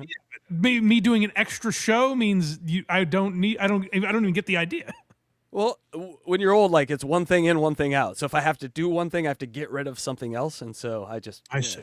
Yeah, but we'll be okay. He's keeping the Blind Mike project, people. Yes. At Principled Uncertainty. Mike, when Craig returns your laptop after borrowing it, how do you know when you were done wiping? Oh, got him. Oh my got him. God. That's a combination of two classic questions. I appreciate It is. 143 from Germs Primobile. Thank you so much. A few more here. Backdoor Benji, Blind Mike in Cardiff, and/or Tukey is pure gold. FSJ. Agreed. Yeah, hopefully Tukey's on every week. You know, I see this little piggy. He was like a co-host on there. He's been on 4 times total, I think. So hopefully Tukey's able to make it every week. Yeah, I say you busy don't guy. go on screen until you see the puppet on screen. And then, all right, you can bring me on screen now. And I'll never be on screen. You diva it up with these guys. You're the talent over there. Come on. Hey, thanks. All right, a few more here. I miss that you, we- Jimmy. This is Yep. the Beggy Monster Reverse Psychology. We read that one. All right, thank you so much. Did. At Big Trouble Media, halting the show! Exclamation. Tell them you don't want donations. Brilliant. He's a mastermind. No. Yes, people. I would never ask you for money. These rubes. Send them in. Send in your super chats to the nice man. I love the Biggie Monster. Nan Cram says, sorry to bother you, Mike, but will you take this $10, please? Thank you, sir. We will. It's working. They think you have morals. That's how you do it, Imholt, you idiot. Pretend you don't want their money, and then they're suckers for giving it to you. 420 from Gush Katif. Thank you, Gush Katif. $2 from Chris Primer. Beep, beep, I'm a Jeep. Thank you so much. Just trying to burn through some of these smaller ones. Why don't I want to read these? It's weird. That Cody guy, $1.99. Go Hawks. Get out of here, you Hawks fans. Let's just put it up again. The great Anthony CUMIA, big fan, Mike. Potato 2, thank you, Mr. CUMIA. And here we go, Electra. Drew Peeballs, go Patriots. There we go. Back on track. I don't know. I think it's going to be a tough one for the Pats. I I've don't never think so. felt that in a Super Bowl. Yeah, I have been like a rookie quarterback can't do shit all year, and this May has finally turned me around on it. Now he until otherwise proven, May is unbeatable. It's just like, is Sam Darnold going to win a Super Bowl? But he's been good 2 years. Like it's not a flash in the pan anymore. Sam No. Darnold's the real deal. But if you think in your head, what is more likely at the end of the game? Sam Darnold is like, pulls a USC thing where he always fucks up, and Drake May just feels like a great quarterback. it does. He's great late in the games. He's got a great quarterback name, Drake May. I mean, Christian Gonzalez is quite the name too. Like they have the names over there. And Vrabel, great coach, players coach, Dan Lanning model. You know what I'm saying? It's All right. Now this flipping the ducks. All right. I did it. All right, Electra, go. Ryan says, I never enjoyed Robin Williams as a comedian. Yeah, but a lot of people have that. That's the thing about like the overrated argument. I think most people would probably agree with you. He's a great cokehead though. A Well, legend. one of our finest. Yes, Yeah, Tukey's unpaid staff. Is this banter? it is. Well, it's all paid been banter. Yes. No, this is pre-banter. We haven't started the banter yet. Mr. D says, is Louis J. Gomez the next Joe Rogan in regards to positive impact on comedy? Interesting. That's a good question. Yeah. I mean, I don't know about next because I think Lewis has already done a lot for comedy. Well, we'll play the clip. You know what? That's a good segue into our Louis J. Gomez segment. What do you say? Sure. Let me just star the next one. So we'll get back to these chats. Yeah, let's talk about Lewis a little bit because Lewis was in Austin. We don't have the video of him fighting. Is that that's just deleted from the internet? It was taken down. I went to grab it, and I immediately let you know, hey, this thing's gone. That's too bad. But yeah, Lewis is in Austin. So the question was, is Lewis the next Joe Rogan in terms of helping other comedians? I think Lewis has already done a ton for comedians. He's almost like Lewis has been like the breeding ground for what gets people to Rogan, like what presents people on a path that gets them on that next level. If you look at all the people that Lewis would have on Real Ass Podcast, Legion of Skanks, Invite to Skankfest, like Shane, Tim Dillon, Jordan Jensen, fucking Normand and Joe List, Dan Soder, like all these people that Lewis was friends with that he put over throughout the last decade. Like they cultivate this fan base on Legion of Skanks and on the Real Ass podcast. And that's where like diehard comedy fans are introduced to these people. And then they end up exploding because they go on, Kill Tony or these other shows. But like literally, Are You Garbage was on Gas Digital Network. Like Lewis saw something in them, put them on, they left and exploded. Tim Dillon was on Gas Digital Network. People discovered him there. He left and exploded. Like Lewis is kind of the stepping stone that helps comedians, and like people find a lot of comics through Skankfest. Just seeing, different. I wouldn't get to see Sam Talent as often as I do if it wasn't for Skankfest, and he fucking kills there on all the shows he's on. So, Lewis has done a lot for comedy. In some ways, I think like more than Rogan. Agreed. Because I don't like with Rogan, it's a massive platform. There's almost no comedian other than like Tim Dillon, Dave Smith, like the rare guys that go on there and are themselves because they're just talking politics, however they would do it. Like, I'm trying to think of an example. Like if Sam Morrill goes on there, he's not himself on that show. You know what I mean? Or even like Chris DiStefano or Dan Soder or these people. Like if you go on Joe Rogan's show, you're not displaying your personality. Whereas if you go on Legion of Skanks or Real Ass Podcast, you get to be more true to what your voice is as a comedian. So like I appreciate what Lewis has done even more than what Rogan has done for comedy. But long way of saying Lewis was in Austin this week, so we can finally close the book on this Lewis versus Lemaire beef, and then we'll talk about the rest of his weekend in Austin. Do you have that Reddit post at least that was detailing the incident? I don't. Computer down yesterday, so I didn't get that one for you. I sent it to you. If you want to find it in your DMs, I did send it to you. Let's play. So Lewis was on Matt and Shane's Secret Podcast. Shane was not there, which is a shame, by the way. It's a shame that Shane wasn't there. Because I think Shane would have poked the bear a little bit. I think Shane would have really instigated and that blown this up a little more. The shaman is a peaceful man. He's a peacemaker. So Matt starts the show by just basically squashing the entire thing. All right, and I do have that Reddit. So Perfect. Yeah, we'll get to that in a minute. Okay, cool. Hey, we're live. Goddamn, what's going on? Louis J. Gomez, Lemaire Lee. I'm trying to heal the just trying to heal the divide, man. Trying to heal the divide. It's just been, man. Laughter is such a divine medicine. And I see you guys fighting. I'm going, what the hell are we doing? Look at that. Podcast over. That was it. We did it, boys. Yeah. No more ranking comedians. Let's just say we're all equal, all right? Yeah, dude. Everyone's fucking the same. You guys have Louis C.K., in your city. We're So, like, you kind of knew right out of the gate it was going to be squashed. Lemaire was also on the Real Ass Podcast this week where they got a little more into it, but it was kind of the same conversation they had with Matt here where it's like, Lemaire just got oddly insecure and spouted off and started taking shots at Lewis. But luckily, Lewis is like pretty good at handling this stuff. Like people try and shit on him the way they shit on some of these other comics like Rogan. But I think Lewis handles it a lot better than other people do. So let's hear a little more from that Matt and Shane episode.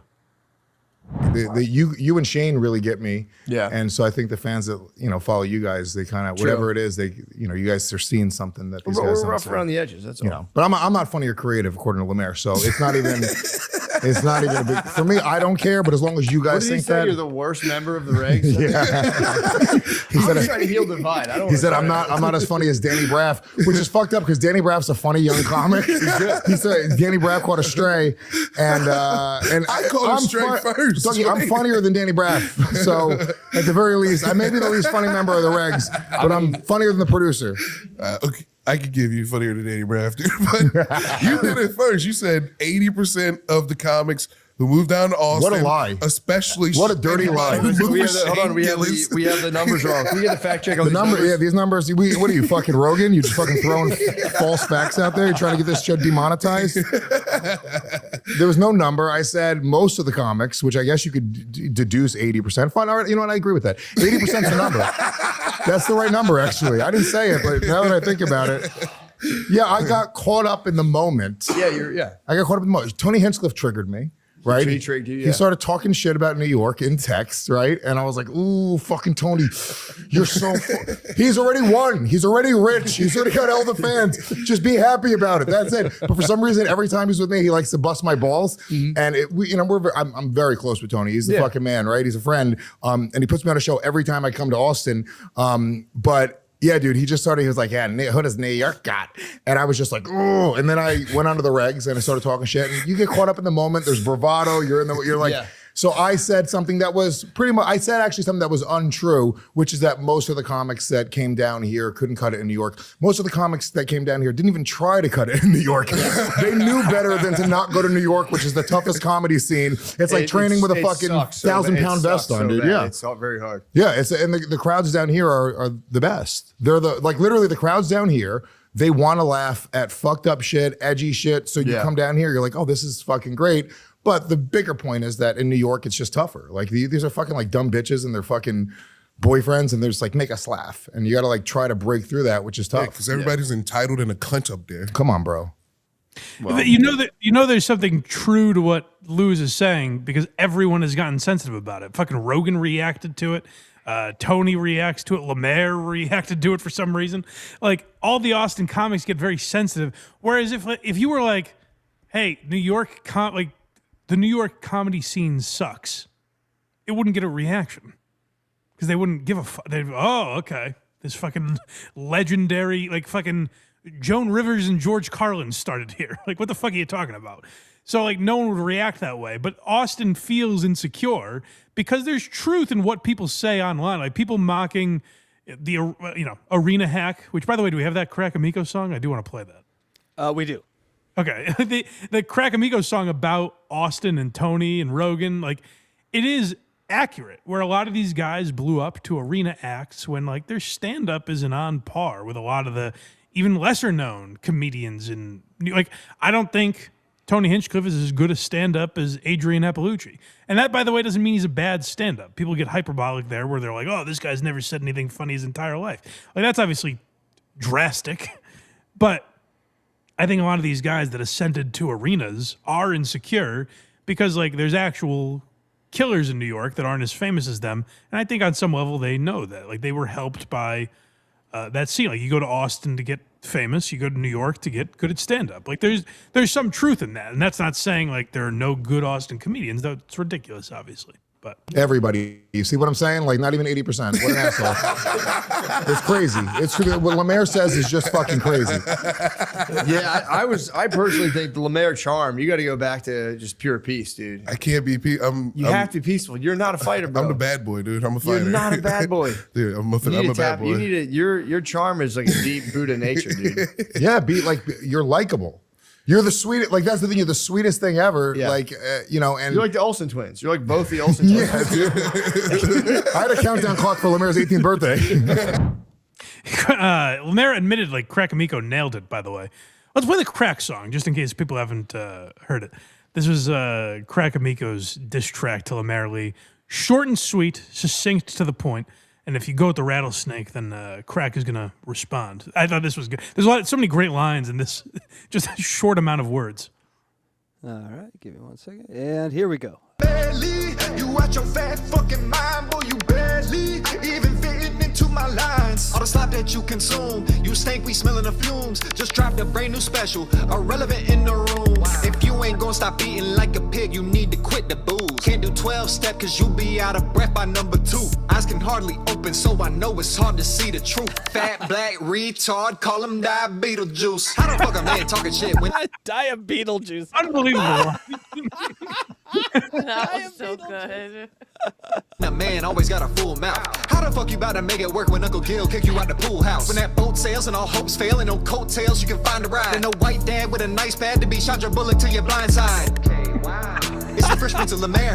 Came after Lewis, thought I wouldn't care. Now it's getting tense in the air. He pulled up to the house about 7 or 8, and he walked in the kitchen and got him a plate. He be blacking out drunk while he gaining the weight, while his daddy funds all of it selling out dates. Remember when you lost your V to a bitch that transitioned and turned herself into a dude? She ain't have no penis, but I bet she had more balls than you. How the fuck would you afford shit if your daddy wasn't on the Forbes list? How the fuck you got them dolphin teeth, but you still ain't found a fucking poor piss? Poor bitch, see you witch when daddy Shaney touches pockets. Lucky I ain't gay, I'd suck your brother's cock and make you watch it. Pause. Crack-A-Miko's unbelievable. Dia Beetlejuice and Irrelevant in the Room and Fresh Prince of Lemaire are unbelievable lines. He's almost too talented. Like It's for crazy this- how talented he is. And for this like, world, you know? I think Zach Amico is a funny comedian. Crack Amico getting bigger than Zach Amico is wild. I think Crack Amico is like taking over. Like comedians watch him now.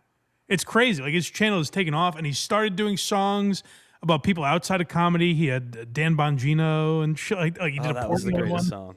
His The Portnoy one, Bongino's. unbelievable.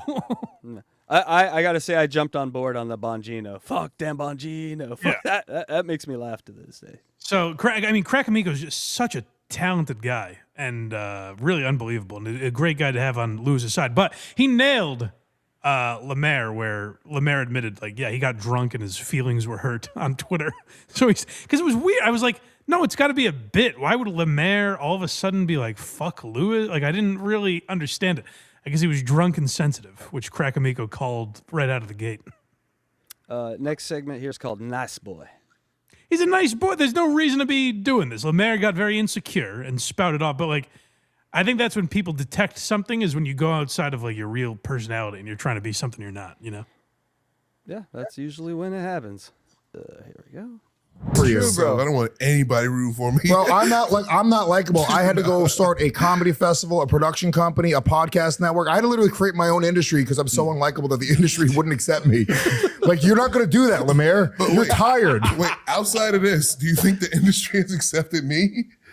Outside Yeah, but of this, you're still young in this. People see you. I know you're old as fuck and fucking you're gonna lose your foot soon, but you're still a young buck. I get you've been doing comedy for fucking 12 years or whatever. But in comedy, the first 10 years you're figuring it out. The second 10 years it's turning into a career. So you're getting impatient, and instead of like letting this bloom because you have some opportunities in front of you, people know who you are. People knowing you is half the fucking battle, right? So don't ruin that by not being who you truly are, which is like people, like you're not a mean, nasty boy.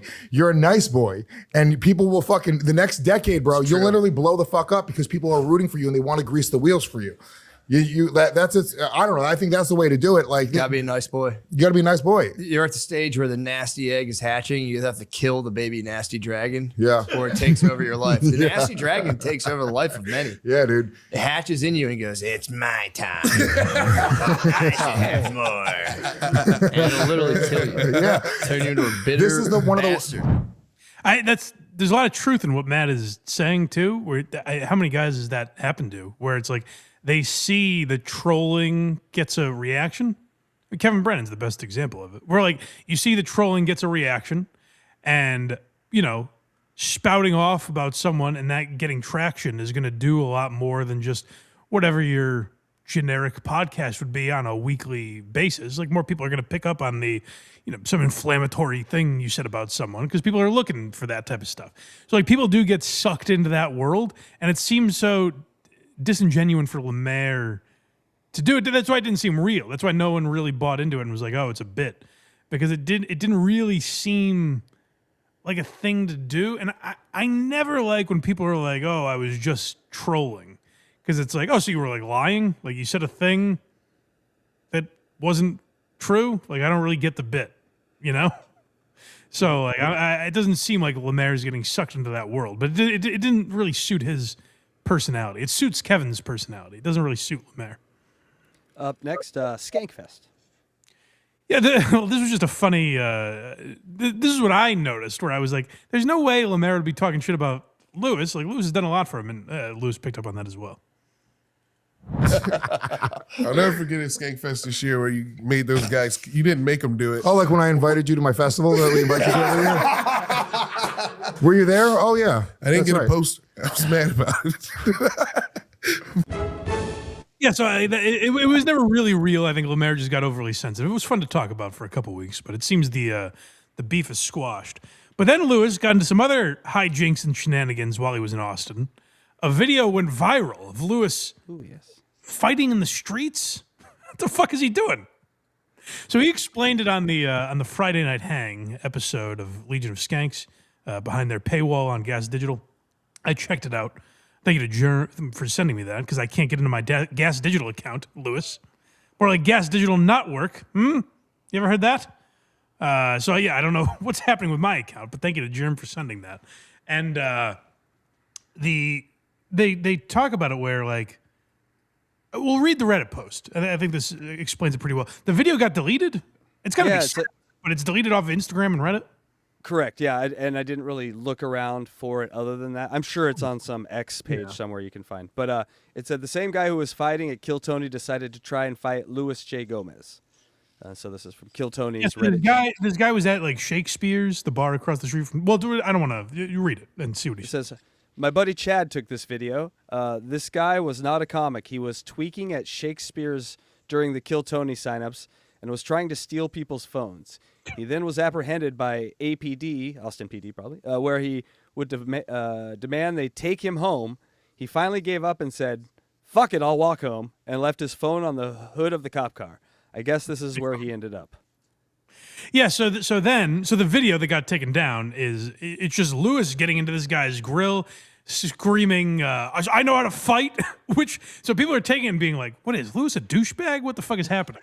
But when you hear Lewis's explanation, I guess what happened was Rebecca, the owner of the Creek and the Cave, who also runs Skankfest every year, this guy was just drunk and spouting off at Rebecca, like yelling at her. So Lewis stepped in and told this guy to calm the fuck down, and they start going at it.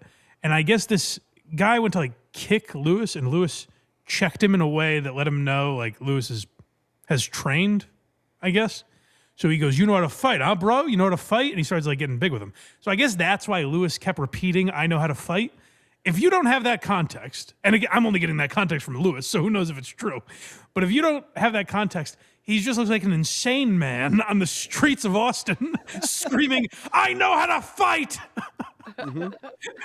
At this little guy who, in the video, here's what's shitty, if it's true, about the guy. Is like, he's a guy that was, getting tough with a woman and shouting at her. And then we realize he's being recorded. He's like, "Hey, man, you're bullying me. I'm smaller than you," and all this shit. So then Lewis looks like a deranged psychopath. But I guess the video went viral. And what makes me believe Lewis is, I believe him. I think Lewis would tell a story about him being an unhinged psychopath. He's done it many, many times. So I think he would be honest about that. But I would think he would be honest about that. But also the fact that he was starting shit at Kill Tony also. Like earlier in the night, he was also being an asshole. So it seemed like there was just some drunk idiot that Lewis went viral for fighting in the streets. Yeah, I have looked everywhere, man. They have buried this thing online. I wonder why. Maybe the guy that posted it got afraid and it got taken down or something. Because I guess once you start getting a ton of comments, you're like, fuck. Yeah. I don't know why that would be. I don't know why it would get taken down. A few super chats here, then we'll get to some dick. Okay. Let's go back to questions after that. I was having fun with questions. Questions are fun. Okay, I'm fine with that. We'll see. Yeah. Old friend, Andy Dick, old friend of mine. That's right. At James R617 says, "Love the new Doubleverse show with Carl. Go Pats." Thank you, buddy. That I'm intro, enjoying it much more than I thought I would, if I'm being honest. That intro song's a banger. Oh my god, good job. Thank you. It's terrific. Red 473-F your mom. Mike, would you ever do "Why Are You Laughing" on the Soder era of the bonfire? That's a good idea. Yeah, that could be a good idea.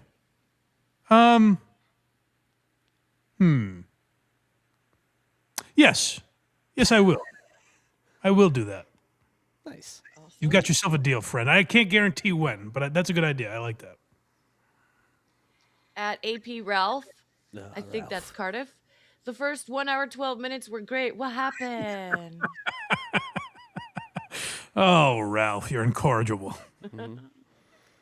All right, a few more here. He had to look up how long he was on. He did to the minute. By the way, to the 12 minute. minutes.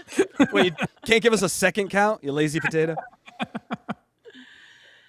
At James R617, I'm a Pats fan, but even I can't support you saying Lewis helped more comedians. Can't show personality on Rogan's show where you can crack joke for hours.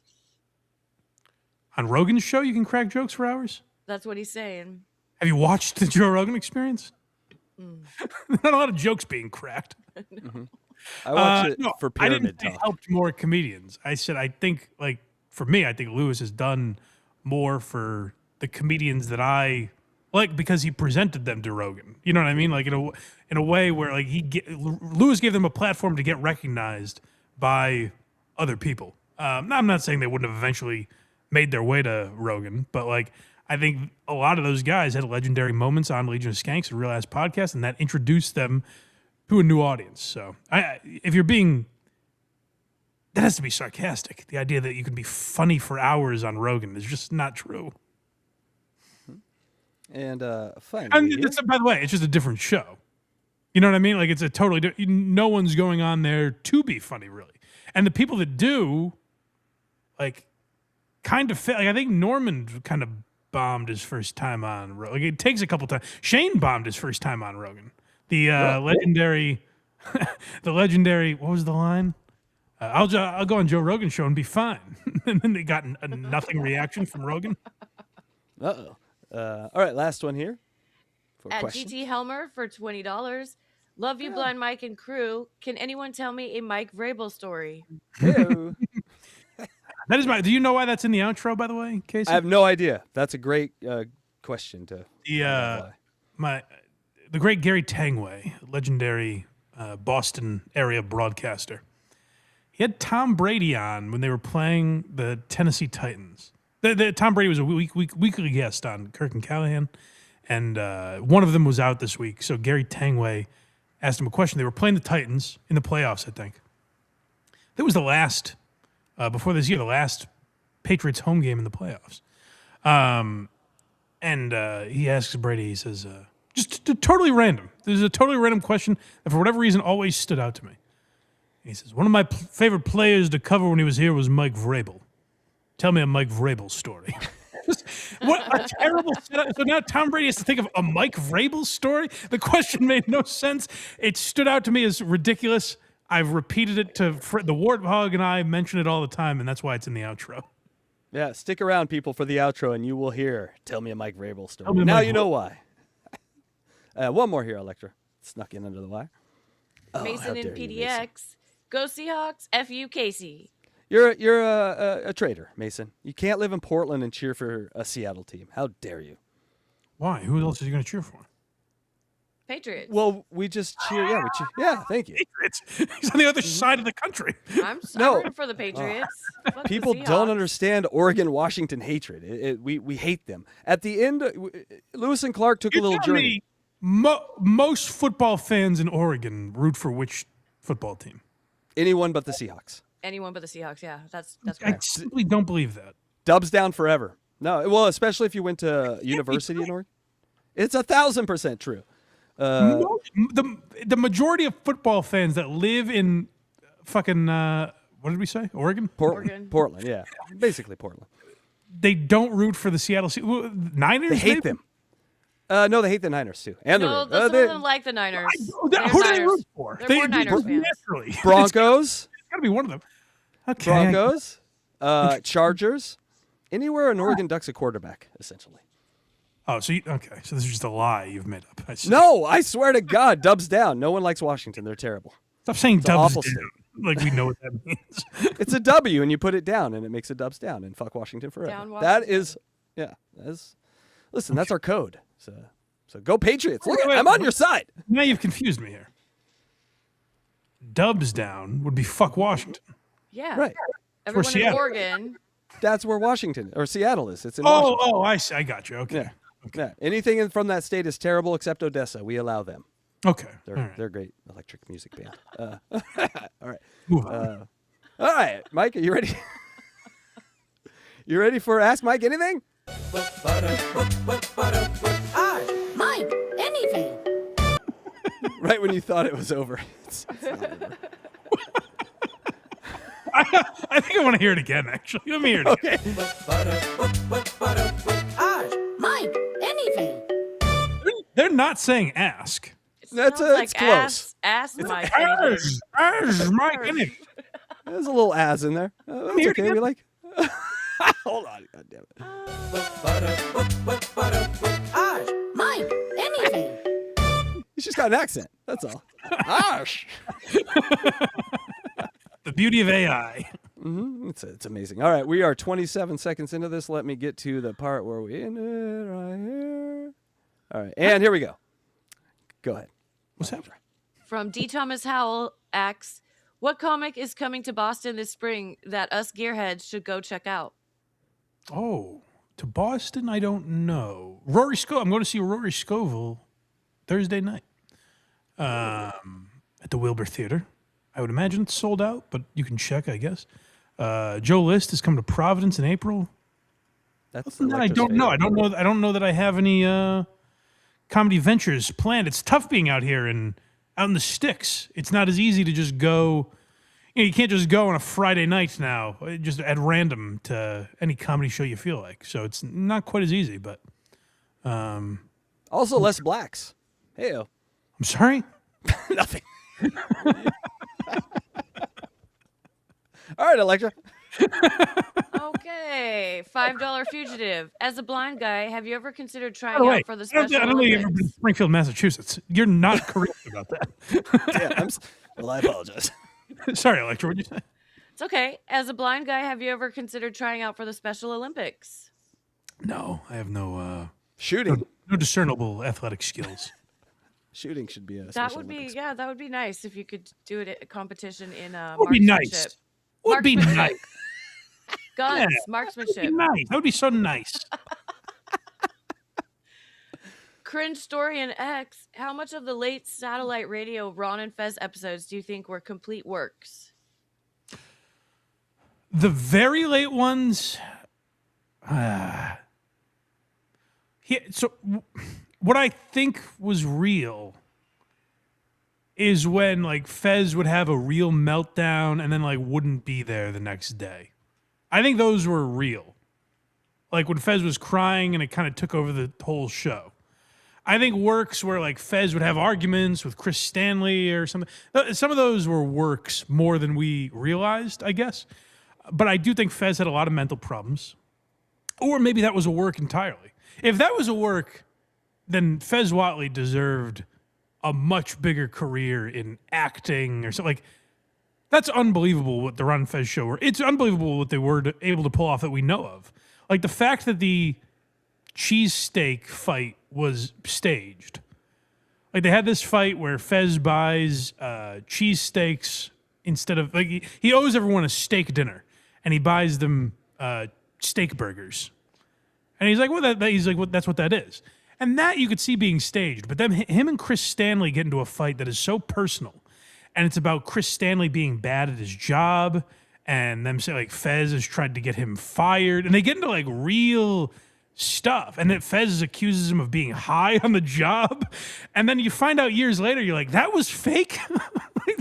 they were fucking with us with that. It's incredible what they were able to pull off, and in the hands of any other radio show would have been done poorly. Like I don't know how many other radio shows could have pulled that off the way they did, but I think like the real Fez meltdowns, I still believe those were real. But if those were faked, then I mean, Mazel tov. Massive kudos to Ron Bennington. You have a compadre in your line of thinking here because Compound Media checks in with Fez was a legit batshit. So. Yeah, it's like there were some things that were faked, but you can't the greatest actors, Daniel Day-Lewis, couldn't play an unhinged man as well as Fez Whatley was portraying that character. So it did seem very real at times. Like the what is it, the Mrs. Fields cookie read? That would be such beautiful acting if he was able to work up tears. Like, that's beyond Juilliard. There's nothing that could train you to put on that kind of a show. So yeah, Fez did have his mental problems, but they still pulled off works that were pretty impressive. Also, Anthony, you think you can get Ron on the show for us? He's a superstar. Anthony, We love just Ron come on on the show. It really is questions for Anthony, kind of. Anthony and Mike, questions. It's I amazing. can't believe he's still watching this deep into it. Lazy Sundays, Super Bowl Sunday, you know? Okay, I love this name. Revved up like a douche. Amazing. Ask, have you seen the condition of Pat Dixon lately? He's doing these multi-hour live streams every night, and he's looking completely fried. I've heard this. Who's Pat Dixon? Pat Dixon is a comedian. He used to work for Compound Media. He's the guy that okay. punched Gino in the face and broke his jaw. Oh, well And he done. Luckiest man alive. I think he's been kicked off YouTube or something. He might just be on Rumble now. I don't know. He's back on YouTube. Oh, he's back. Okay, good. Yeah. Good for him. All I really know about Pat Dixon is he invited me on his show once. He's like, "Hey, can you come on? I wanted to talk to you about whatever it was, Stuttering John or Aaron or whoever I was talking about at the time." He's like, "I saw you did a segment on them. I was interested in it. Would you want to come on my show?" And I was like, "Yeah, sure." And so I set aside time. I came to my computer. I sat here at the allotted time. And then that time came and went. I messaged him and said, "Hey, are we still good for 5 o'clock or whatever it was?" And no response. I wait like 20 minutes. I waited like a while, like an asshole. Oh, wow. And he never got back. And then like hours later, or maybe even like a day later, he's like, "Hey, sorry about that. I slept through it." And I was like, Oh, shit. I was like, "Okay, well, thanks for inviting me." Because he was up all night doing his piano stream. Yeah, so that's all I really know about. I don't know what he's got going on in his life. I hope he's all right. But I don't know a ton about him, to be honest. I like Pat. Pat's an interesting content creator, but I think you and Pat would be very interesting together. He has one joke that Joe List quotes all the time. I guess Pat Dixon joke is he asks the audience, "Have you ever fucked a big woman?" And the people were reacting. He goes, "No, I mean a big woman, just huge woman. I'm talking like 140." Wait, what? It's for the men. That was for the men. All right, a few more. Forward attack. Will you bring back Mike and the Minifans on a regular basis? It'd be tough now. It'd be tough to start it now. But I'm happy to go on anytime Menners asks me, which I was somewhat recently. If you were to do a show with one person from the Kirk Minahan world, like a weekly show, who would it be? Justin, probably. Dave Cullinane was my I just enjoyed being on the show with Dave. As far as like the producers go, Dave was probably my favorite to be on the show with. Maybe Coleman, maybe Justin, those three. It was fun. But Justin fits. Justin's interested in some of the same stuff I'm interested in, so it would probably be Justin. Mm-hmm. Dave, you stay away from the project. Good buddies. Krager's and I'll knife you. My seeing eye man, Justin Trudeau. Mm-hmm. Dan Scahan. Long one here. I'm in the cohort who never heard of you before the WATP connection, then became as much a fan here as I was there.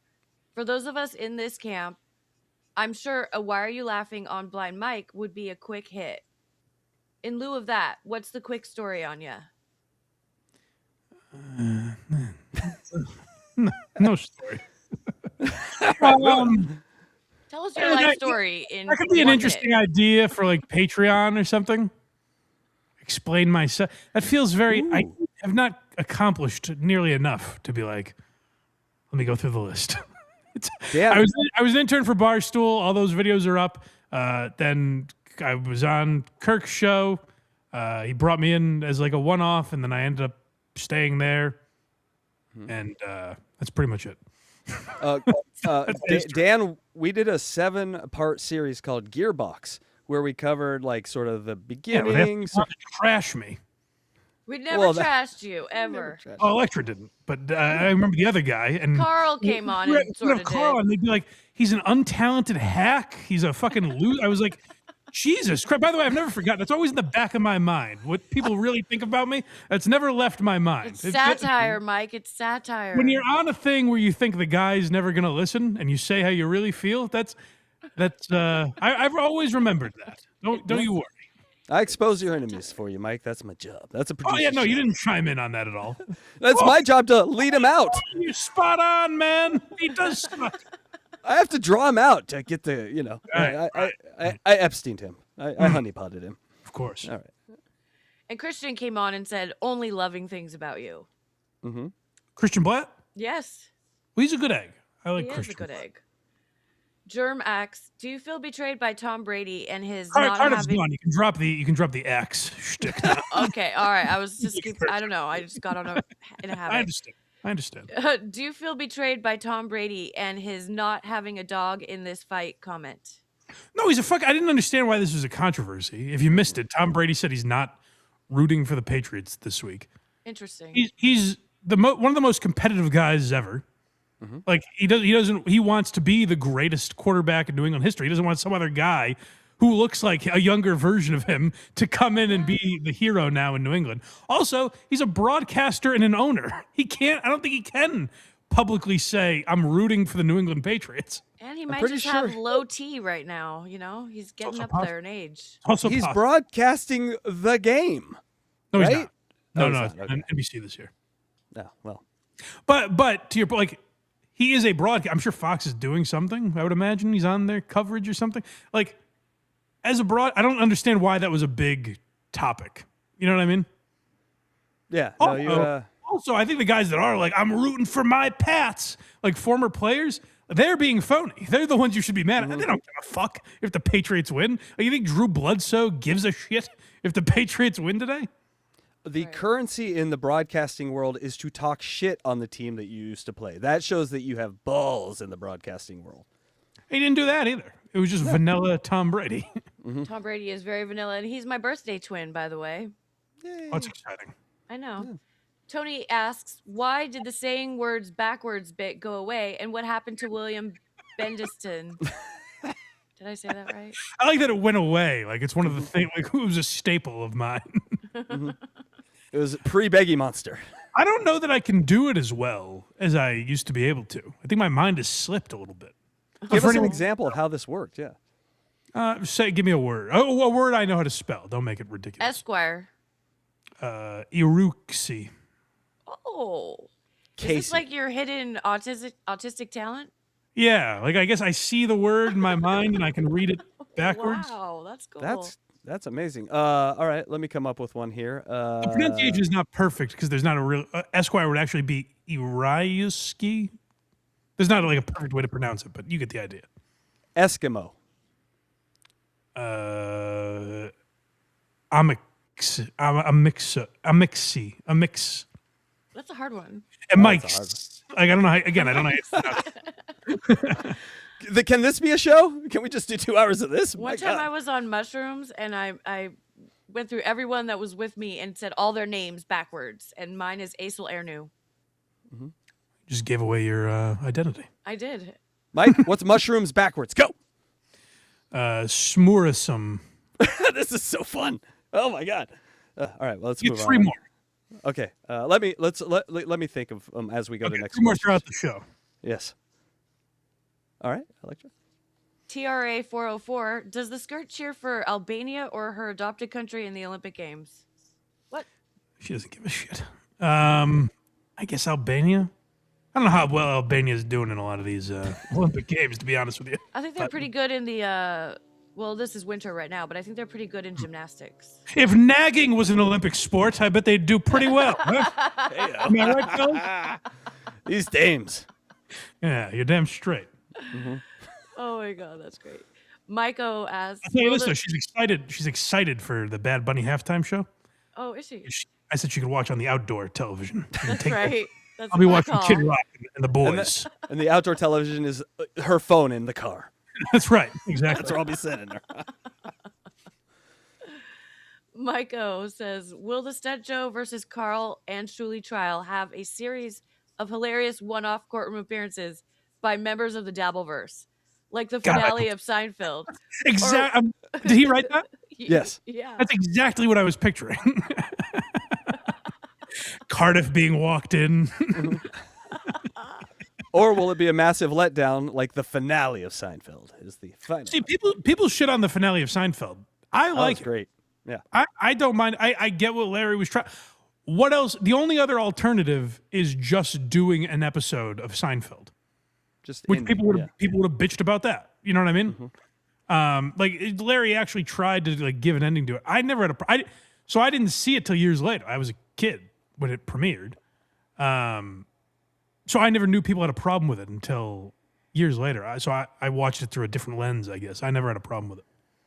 Yeah, and I think the unofficial ending of Seinfeld is now that segment from Curb Your Enthusiasm. Curb Your Enthusiasm, Yeah, that's a way better ending too, by the way. But yeah, it's just funnier that it's perfect because episodes of Seinfeld and episodes of Curb Your Enthusiasm always tie together. And the idea that the ending of Curb tied together like that was unbelievable that they were able to pull that off. But anyways, to answer the actual question, boy, I hope this is not how it usually works. It's not how it worked with the Sirius XM lawsuit and any of that stuff. This is pie in the sky thinking. But to get John on the stand would be so incredible. How does that work? There'd be no video of that, right? It would just be a transcript? Well, his lawyer would definitely push for that to be not videotaped, because that would be But if very there was bad. interest from, the media, they might be able to get it broadcast. And Yes. Miss Judy, the media. I have a media pass. I could try to get in there and There you go. All right. I'll work on that. Bunch more questions here. This one hurts. I almost didn't put this one in. Sure. Can you read it? Are you picking and choosing? I'm No. sorry. No. Are you picking and choosing which questions get in? Are you No, gay? it's all of them. No, it's all. It's literally picked every all single of 'em. question. Okay. But you'll It's see like why 100. once this one's Okay. asked. D. Thomas Howell, have you considered dumping Ironhead? Do at Trudell DM. He seems available. No, Justin has a job. That's not true. Justin is working on The Case, a big podcast for Barstool Sports. Barstool for life is what I Justin is heard. not available. But no, I have not considered. Like I said, if I had to choose one of those guys, it'd probably be Justin. But Justin has his own path that he's paving. No Gus comeback. No Gus comeback tour with Blind Mike. Boy, that would be enraging. I love Justin. That would be a lot. Yeah, that's got to have to be like if you lose a bet. We do an X bet where I come on. Like, nope, Gus gets to produce the show. Oh yeah. All right. Ogre Buns Oh, here's a Cap. fun one. What bands were Kragers and Casey Day in? All right, Blind Mike, I have this one. If you want me to answer this one, I asked Craig this because I saw this question come in, and I said, Kragers, send me a clip of you in a band, and he sent me a clip. People, Of course, right away. I'm sure he has it on his phone. It was on his- He knows where it Great. is. The response was within 5 seconds. He loves showing people this stuff. Are we going to watch this right now? yes. So this is a Blind Mike exclusive of Craig singing in a band, and he's mostly yelling. I don't know if I've ever heard this. Maybe once we played years ago, but I don't really have a memory of it. And I have circled Craig. He's off in the distance there, and I put a little arrow to Craig. And then 2 seconds later, you'll see my band, Pinhead, in the 2000s, and you'll see why me and Craig get along so well. That's exciting.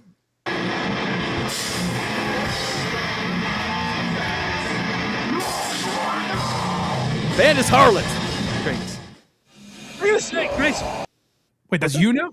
No, well, yeah. So the second one was me. The first one was. Completely the exact same to me. Just no. Yeah. Let me hear Right? this now. All right, here's Craigers again.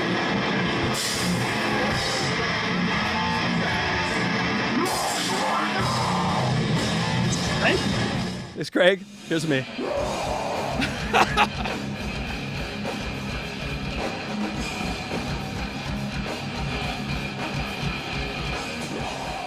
So yeah, it's the same. We're the It's same. just I incoherent. was once in a Descendants cover band. Is that right? I Really? was, yeah. Uh-huh. We'll have to get that on. Do you have that audio ready to go? Yes. Give I me that don't. audio I don't. right now. I don't have Catch any 22's video. back It was on, people. 1993 or something. I don't have any video. I mean, I don't understand the point of that music. Like, I don't get it. But It's as good as any other. You know, you guys scream as well as as the big dogs do. You just didn't get to the choruses. Oh, the choruses are beautiful, Mike. It's just those yelling parts a little hard to get through. You know what's if crazy? you told me that was audio of any of those, whatever a popular fucking scream rock band is, I'd be like, yeah, I believe you. You know what's Death crazy is Napalm, that whatever. my baby daddy also plays in a death metal band. Ooh. Oh, look at us. Oh, You're we're surrounded, Mike. listening to Electra here. We're getting little dribs and drabs of her life that I didn't know about. I'm learning stuff too. Yeah. All right, Electra. Phil McCooch, what's up, Phil? Haven't heard from you in a while. Good to see you. When is the next episode of Behind the Parody? It's coming. It's in production. It's a great question. Phil McCooch. Patriots 300 level podcast says, so you think by the end of the year KMS will be back? Gun to my head.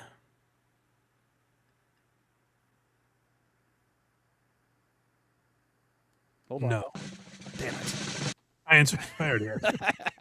No. No, like not in a regular fashion. Maybe in the way that it is now, right? Like here and there. But no, I don't think by the end of the year. All right. Well, let's hope you're wrong because we love. Sure. We all hope I'm wrong.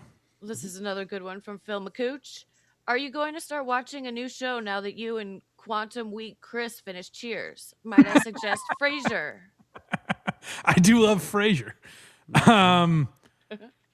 Well, not Dubs down. there was. I'm sorry.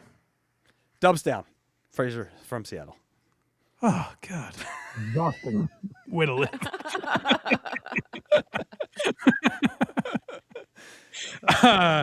I'm trying to think. I thought I had a thought recently of starting up a show that we were going to do it again. Oh, no. You know what I did? I want to redo the early episodes of Quincy that are gone. Oh, yeah. I just need Craig to commit to it. And we have that other show waiting, Barnaby, whenever you're I ready. guess we're going to have to do it. We're going to have to bring Tuesdays back. Because we're not like the idea of the Quincy drinking game is fun. I just don't think it works for Craig's schedule that often. So Maybe might you as well rope come in a back. potato to one of these shows or something. He did what he did the live Quincy drinking game with us and Electra. She drinks. Oh, shots of Electra got fucking wasted. Yes, where I blacked out and don't know what I was talking about. We played a drinking game where every rule that popped up, Craig and I took a sip of our beers, and Electra took a shot of whiskey. I didn't understand the logic, but That's how nurses work. That's how they Worked roll. out well for me. Great question here too. Whoa, what dude asks, if asked, will you do a set at Skankfest in November? no. Oh, come on. No, I'm not stand-up. What if You're we? funny That though. would You be could do it. crazy. That would be insane of Lewis to ask me to do that. Hey, for the 3 people in the room that know who this is, you're going to get a real kick out of this. I would be there. Well, I thank you. think you're I would laugh underestimating. my ass off. Thank you. I mean, if Insane Clown Posse can do a Skankfest, Blind Mike can do a fair. Skankfest. That's a fair point. Steve's grandma. When Matt Sanford goes on spring break from Barber College, would you consider doing an old school episode of Hanging with Blind Mike? See every question. No, I wouldn't do that. That is for anyone that doesn't know. I did when I first started the Patreon. I did a show here and there, maybe once a month, whatever it was. It was me, Craig. Craig just dances through the raindrops, blissfully ignorant. Has never felt a sad thought in his life. But it was me, Craig, and Craig's very good show co-host Matt Sanford would talk about mental health and what things of the like. That sounds like a fun show. I'd watch that. Oh, it was a lot of fun, Casey. You're right. Yeah, What makes you sad today? most suicidal. Yes, it was a lot of fun. No, I have no interest in bringing back that right now. Maybe I'll be in a place where I want to for whatever reason. If Mike Harris ever agreed to it, I would do an episode of Very Good Show. Ooh. Really? New guy. It would be Craig, Matt, Mike Harris, and myself. I would do that if they got the original gang back together. Oh, calm down. I hear Cheers cascading around America, but I don't know that gonna happen. But All right, Electra. Rico Tarico, what is the funniest sitcom of all time, and why is it Always Sunny? Always Sunny is Office. great. Always Sunny is great. I mean, The Office is great. I mean, to me, it's obviously Seinfeld or Curb. Park and Recs. No. I like the first few seasons of Parks and Rec. I like very much. I don't put it on that tier though. Friends. Oh come No, on! get Such out a of here. late- Get such a the girl- fuck. such a girl's answer. I'm Yeah. just kidding. It's the Red Hot Chili Peppers of TV shows. The skirt is also a friend. She would say Friends probably, but I mean that was Friends is a great sitcom, but it's a sitcom. You know what I mean? It's like, and that's kind of how I would define like Frasier also, or even like I love Everybody Loves Raymond's a great sitcom, but it's not like Always Sunny, The Office, Seinfeld, All in the Family. They were like these revolutionary things. They were hilarious. Cheers, I would put in that category of like a great sitcom. But not like the best. Like the best show ever has to be 30 Rock. I think could legitimately be in that category for me because it was so different. But I'm gonna go Seinfeld. I'm gonna put up a news radio. I like that. I like that one. That was That's the best ever. It's one of them. Yeah. He's trying to shoehorn this Andy Dick segment in. Oh, by the way, segue. No. I'm gonna go with Absolutely Fabulous. I've never heard that in my entire life. It's a British sitcom. Hilarious. Yeah. Oh, I Ab don't. Fab. I'm not familiar. You should do that as your watch along. Two ladies in their 50s that think they're absolutely fabulous and they're just freaking hilarious. It's That might really be fun. good. Interesting. Okay. All right. Steve's grandma, did you enjoy yourself at Rimo's funeral? What a question is that? Enjoy. Oh, it was a hoot. What were the refreshments like? I genuinely didn't realize. So I was worried when I got in the car. Justin was nice enough to pick me up. I get in the car and I wore. This is kind of my new. I like this look now. If I have to dress up but can get away with a little more casual, I go black T-shirt under sport coat or blazer. That's always good. That I like a lot. And for this, because Rimo was a pretty laid back guy, I wore nice shoes but jeans, dark jeans. And I was very nervous about this. I said to Justin, is this inappropriate for a wake? No. Like, should I change? Should I put on suit pants or whatever? And Justin goes, no, you're fine. I didn't realize the irony of me asking this question was that Justin was wearing a stained KMS hoodie.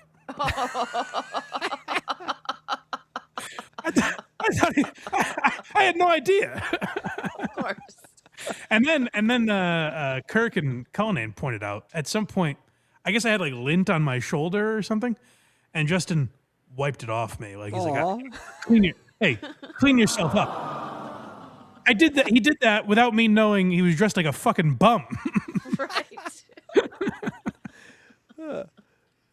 But no, it was a lovely lovely service. I would not say I had fun, but I don't think you're supposed to say that. But Rick from New York. Are Casey and Electra hitting skin? Seems like a complex relationship wrought with sexual tension. Ooh. true or false? What do you two say? Ooh, they're afraid to answer. I did have this thought that when it was going to have to be me and Electra doing the show, it was kind of like if you're left with like your buddy's wife, where you're like, so, what do we have to talk about?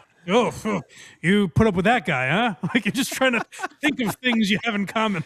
What do you cook him? No, we're besties. We're best friends. She's like a family member to me, so I could never.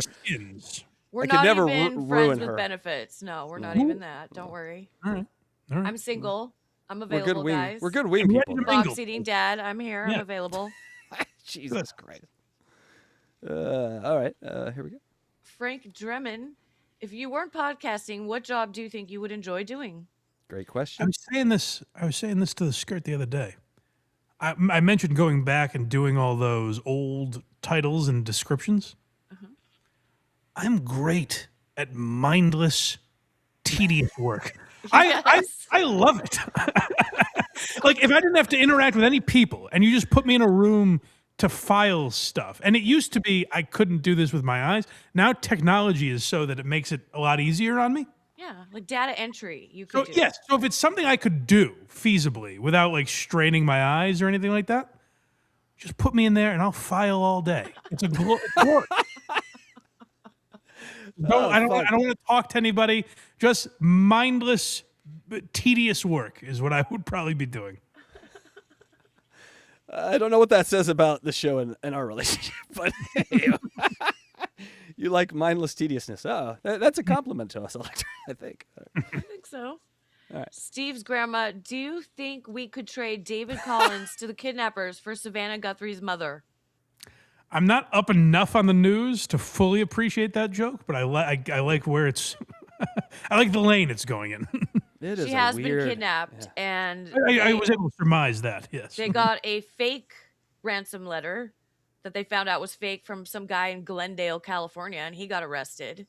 Oh, no. And now they have a new ransom letter that I don't know if that is real or not, but And then they responded to the ransom letter with like word for word verbatim from Ransom the movie. what? It was fucking weird. Like they story that feels fake, but it might be. Well, and then recently they went and searched Savannah Guthrie's home.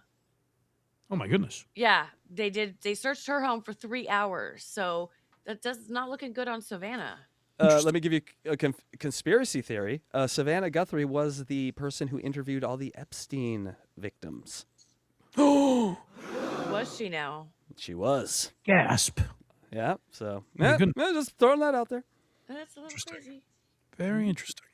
And hi, David Collins. Hope you're well. BF 2323. What is the most abhorrent Craig rule? Abhorrent. Abhorrent. Sorry, when I read it, it came out wrong, but abhorrent Craig rule. It means disgusting. I know what it means. In by dark. You guys should be mad. I'm very well aware of what it means. I've got nothing good. I've made enough pedophile jokes about the man. Let him live. And from Ian, been listening through KMS from the start. You took a fucking beating in the beginning. When/how did you come at peace of being a punching bag and then good-naturedly lean into it? Because by the end of the show, it seemed you had a good grasp on letting it roll off your back. Well, thank you. I was in a better place mentally, I think, when I took a break and went to blind school, as they call it. And I was in therapy like 3 times a week at that point, and I got on antidepressants and all sorts of shit. And a rare case of that all working. I feel like a lot of times when people do all that stuff at once, it could be bad. But for me, it was a very good thing. So I guess around that time, fall of 2020. Breakdowns are sometimes the best thing that can happen to you, long term. Yeah, I needed it. It was good. Been through many. Yesterday. All right. KMS Ghost, when are you going to marry Alba? Do it now. We're Propose married. right I bought her the biggest ring in the world. We're married. I thought you should have bought her a watch. A retirement present. Yeah, well, luckily, she's not that, like, she was not born here, so she's not like, oh, we need to get married. Like, I think in her mind, kind of the same as mine, like, we're essentially married. She's not eager for some big party or anything. I'm sure we will do it eventually, but neither of us are like overwhelmed. Like, we need a wedding. So that's very lucky. It's pretty rare. So I'm lucky in that way. That is cool. I say just go to Vegas and get Elvis to marry you. Yeah, we'll do something like that, I'm sure. Well, not like that, but And I am RSVPing right now, yes. So You're not feel free invited, to send, Casey. no, send me the invite. I'll keep that in mind. I'll bring the fun. That means I can't send you a pity invite. Like, he's not going to come, but I got to. No, you know I'm coming. No, I'm there. But here's my caveat. I will bring a nice wedding gift. Thank you. Okay, good to know. I bring really nice wedding gifts also. And Money. Boring 13 says, during Whoopi, music on or music off? Lights on or lights off? Now we're getting to it, people. Mike, do you fuck to music? Go. Music has never interested me. It's silent that way. fucking. Just the calls of nature. Just the sounds of two animals going at it. Nice. I suppose, yeah. Lights on or off? I mean, that's more for her, right? Either way, Lights are whatever, always I would say whatever the I guess you never know. whatever the position already is. You know what I mean? Like, we're not, oh, hold on, I got to turn the lights off. You know? Right, yeah. Don't make it like a big thing like, oh, Yeah, let's it's turn the lights off or turn them Gotta on. production. Exactly. Yeah. What a great question, by the way. Got a few more here, Mike. We're That's almost the done. very first one. Oh, we're done, people, with the questions. That's all. We did it. That was all of you. You want to do this Andy Dick thing then this time? Yeah. Let me get the video Let's do up the here. dick. All right. Real Yeah, quick, before we do Andy Dick, do you want to just hit the like 5 super chats and then we can bail out of here right after Dick? Sure. Or do you want to do? Okay. Get these done real quick. Electra? Chris ++, Tim Butterfly shows the fight video on his Ooh. pod. Nice. I think it All means right. Tim Butterly. Okay, go watch the Tim Oh Butterly. yeah, Butterly. Sorry, I read it wrong. Go watch the Tim Butterly show then if he's got the video. Shout out to him. Yeah, that'll have the Luis J. Gomez fight we were discussing earlier that was not able to be found. Right. Right? Go. Bobby Riggs, Dixon looks like he was chewing a bag of rocks. Oh, Dixon's no. a good man. Leave him alone. But also, But are his Pat- teeth really fucked up or something? that might be a rumor. I don't believe it. But Mike, Dixon is also a good Dabbleverse Live guy. I think that would be a good one for Dabbleverse Live. Just throwing it out there. Good to know. Good to know. Brando 807, Springfield is beautiful this time of year.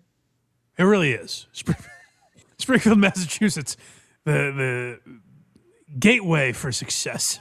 According to Mike, though, just lock your doors a little bit. City of Dreams. All right. At and this, 712 Colgate, BS. Everyone, me, I know, IW in Portland that likes football, loves Seahawk, and drives there for games. It's ridiculous. It's it's insane to say, oh, yeah, they don't root for the Seahawks. Mike, No, this that's is a wrong. Washington person that has infiltrated your chat and Yeah, this pretended to is be a wrong. Poland. People in New Hampshire hate the Patriots. It doesn't make any sense. You just don't get you don't get Pacific Northwest politics. I'm sorry, you just don't get it. You know? Okay. At the end of so you've heard of a little guy named Lewis and Clark, right? At the end of that wagon train, a bunch of pussies head up. Sure. Yeah. At the end of that wagon train, a bunch of pussies headed up Reminds north. me, a little guy named Lewis and Clark. Like, we're gonna go up here. And we're like, why? We're all good here in Oregon, God's country. And they're like, no, we're gonna go in these mountains and be cold people. Wait, Thumbs is down Lewis forever. and Clark one person? I thought it was 2 people. It is It's two people. Two Thank people. you. One of them actually committed suicide, unfortunately. Oh, Call shit. 988 Rest in if you're peace. having problems. Yes. The great R.I.P. Lewis and Clark. Inkston Lewis. Yes. Hold on. Did I like to think it was Lewis and Clark? Yes. Unbelievable. No, I was joking. I knew it's 2 people. You know, I was looking for a Lewis title for and the show Clark. today, but Lewis and Clark might be the ticket. Unbelievable. All right, Mike, let's get to this Andy Dick. I ditched history. Sorry, what can I say? Well, Andy Dick was on. I don't know why this popped up in my algorithm. Andy Dick was on the Jamie Kennedy show. Yes. I guess Jamie Kennedy has a podcast, and it was funny because I thought he actually did a pretty decent job with Andy Dick. And we never covered it on this show, but a bunch of people sent it to me. And when Andy Dick died last month, you know what I'm talking about? That video of him, Yes. like ODing, and like I think he was literally pronounced dead for a time or something. And so With he Andy, you do have to ask which one, which time, Well, right, which that's time he fair. died. Yeah. That's fair. But he was on the Jamie Kennedy show. And the last time we watched anything of Andy Dick, it was when he was on Adam Carolla. And it seemed like he was on something. Like he seemed fucking zooted on Adam Carolla. So I was curious when I saw this pop up. I was like, I wonder if he's in any better condition. He does seem a little more coherent. So we have clips of him kind of explaining what happened. But this is actually pretty funny. I don't know how funny a guy Jamie Kennedy is, but I thought this explanation of Andy Dick to start the show was pretty funny. Wait, so you said you feel bad. Why do you feel bad? For my friends, they Do- can't. Well, it's Billy.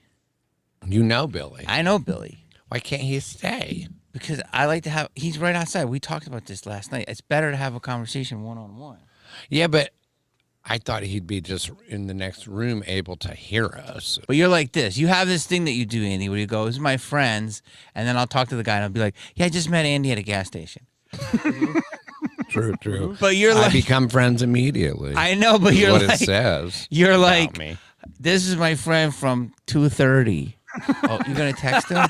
No, They're fine. I'm trying to see if my ringer is off because I want it to be on. Why? Because it could be somebody fun. No, dude, you gotta. What if Marilyn Manson calls me right now? I mean, Wouldn't that be fun for your? It podcast? would be. But Let's is he just see if something fun happens. Okay. I didn't tell anybody to call. I don't know why these people keep having Andy Dick on. He seems like such an exhausting guest. Like with Adam Carolla, the reason I wanted to play that clip was with Adam Carolla. I think it was the same guy, Billy, or whatever the fuck his name was. And then the other one was Adam Carbone, that he keeps mentioning their name. I don't know who the fuck these people are, but they're his friends that he keeps being like, have them on the show. And Jamie Kennedy's like, no, I'm having Andy Dick on. I don't know who Billy is. Leave me stop insisting that they come on the show. But he does this weird thing where he needs his friends around him. It's very strange. It seems exhausting. But shows keep having Andy Dick on, which, much like my theory on that Scarlett Hampton woman, it's like, what are you doing? What is the end result of all of this? To be like, they're crazy. We've confirmed it now. Like, I don't really understand what the end game is, but it's a train wreck that people love to watch. Yeah, but do people love to watch Andy Dick? I don't know. No. I've never understood the fame of Andy Dick. I don't understand why he's such a known figure. News radio. I don't either. That was Why an are they both talking show. like babies? They both sound like babies. Me. Yeah, well, Andy Dick has that way about him where he's like, my friend's in the other room. And you're like, oh, Andy. But news radio was like failed. I mean, it was on for 5 or 6 seasons, but like it was not popular in the ratings, and it didn't really have like a life in syndication at all. Yeah, I mean, I consider. You know what I mean, like everyone knows Andy Dick, but I can't point to a project where it's like that's what they know Andy Dick from. You know what I mean? Stiller show. Again, that was kind of an obscure thing. Not the amount of popular that was does not equal how well known Andy Dick is. You see what I'm saying? Yeah, I've gone through my brain. The only two things I know he ever. Oh, you're right. And like, he's in Old School, but it was like just a cameo. Like he's in things, but to the point where everyone knows Andy Dick. I guess it's just maybe legendary, ridiculous stories.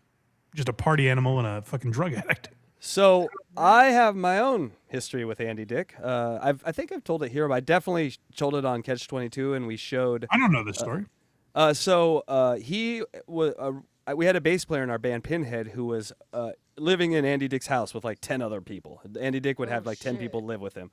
And he took, Jonas was his name, our bass player, to the Craig Kilborn show.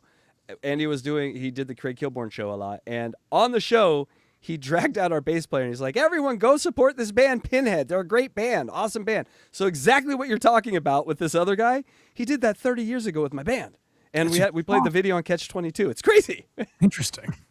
And we later found out that Jonas may have been a little pillow biter, and there may have been some pillow biting. We don't need to slander John Ditz or whatever the fuck his name is. There we go. Drag this man to the mud. Great bass player, though. Next segment is called Dying. Okay, yeah, so this is where he gets into the story from a month ago. In fact, they're doing this movie, but no one's here from the movie right now. Which movie? It's a documentary. We got to talk about this. He was getting bilked for this back on the Adam Carolla show. Listen to how long they've been fucking filming this guy. These people are just taking him for all he's. I don't know if he's paying them to be shooting this documentary. If he is, I can guarantee you that's why it's taking so long. Mm-hmm. People are making the Andy Dick movie. Listen to him explain this. Documentary about me that they've been shooting for 6 years. It would be great if they were here, but they're in Rhode Island or somewhere. 6 years. Hey, Andy Dick, you don't do anything. You're doing an interview today. The documentary crew isn't there? Well, they had to be in Rhode Island today. Yeah. It's like that Boy movie that took like 20 years to make. He never does anything publicly anymore. The one time he's on with Jamie Kennedy, and they're like, we can skip this one, probably. Yeah, he looks like a dad or something. He just looks like someone's dad. Andy Dick? Wait. Yeah. Would be an interesting father. He is someone's dad, technically. So that's an interesting father to have. Daddy. The documentary crew is like, are you passed out drunk on the street? No? All right, well, we'll take a break. Let us know. Let us know when you're off the horse. We'll be back to film you. You gotta ask about the morality of these documentarians, too. Andy Dick lives like a homeless person.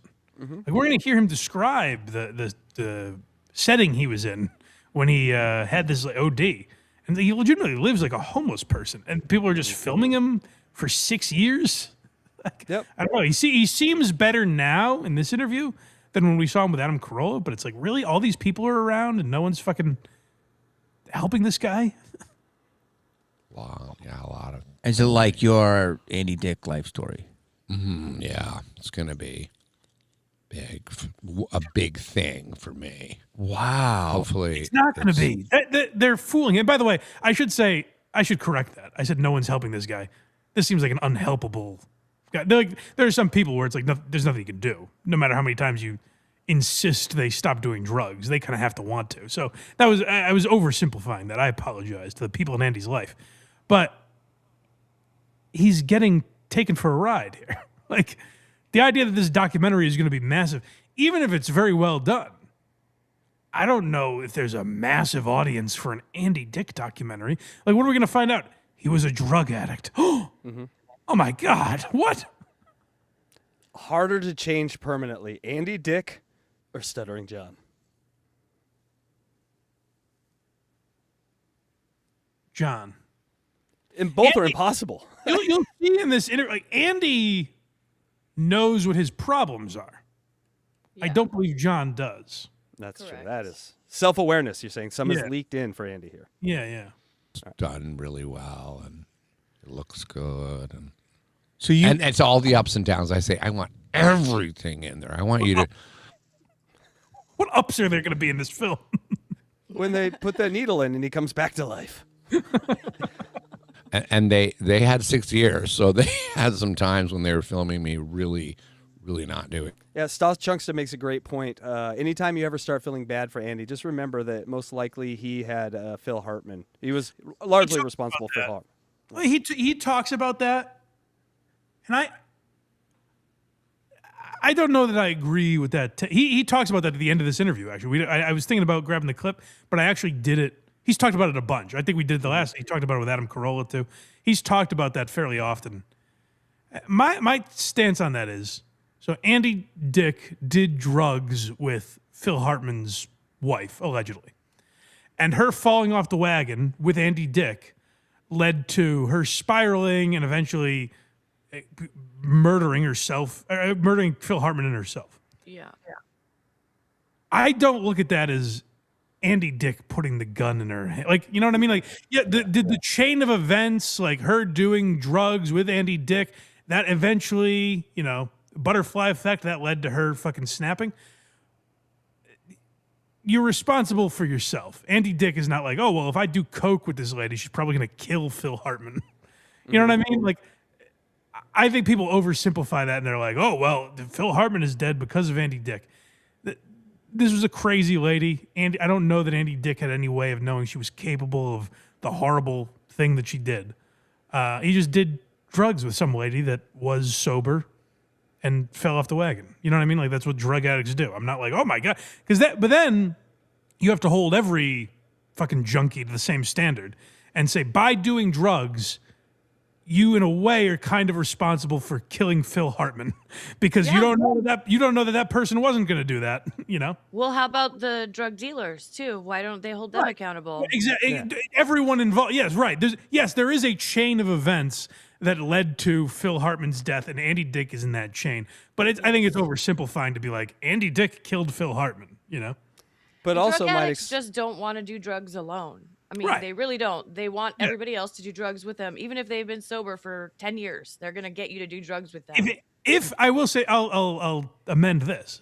If Andy Dick somehow knew, like if there was, if the rumor was that when Phil Hartman's wife does coke or whatever the drug was, she gets into a murderous rage. Like if everyone knows that, then then there's a little blame. You know what I mean? But if it's just like, oh, well, they don't want her to do drugs because drugs are bad, but I'm doing drugs with her. Well, these are drug addicts. That's what they do is drugs. What they do. Yeah, it seems to be. But I think Mike said it best. Important to remember that bitches be crazy. Bitches be crazy. That's just what it comes down. Yeah. Doing well. really? Yeah, you stick around for a couple of weeks and it goes down quick.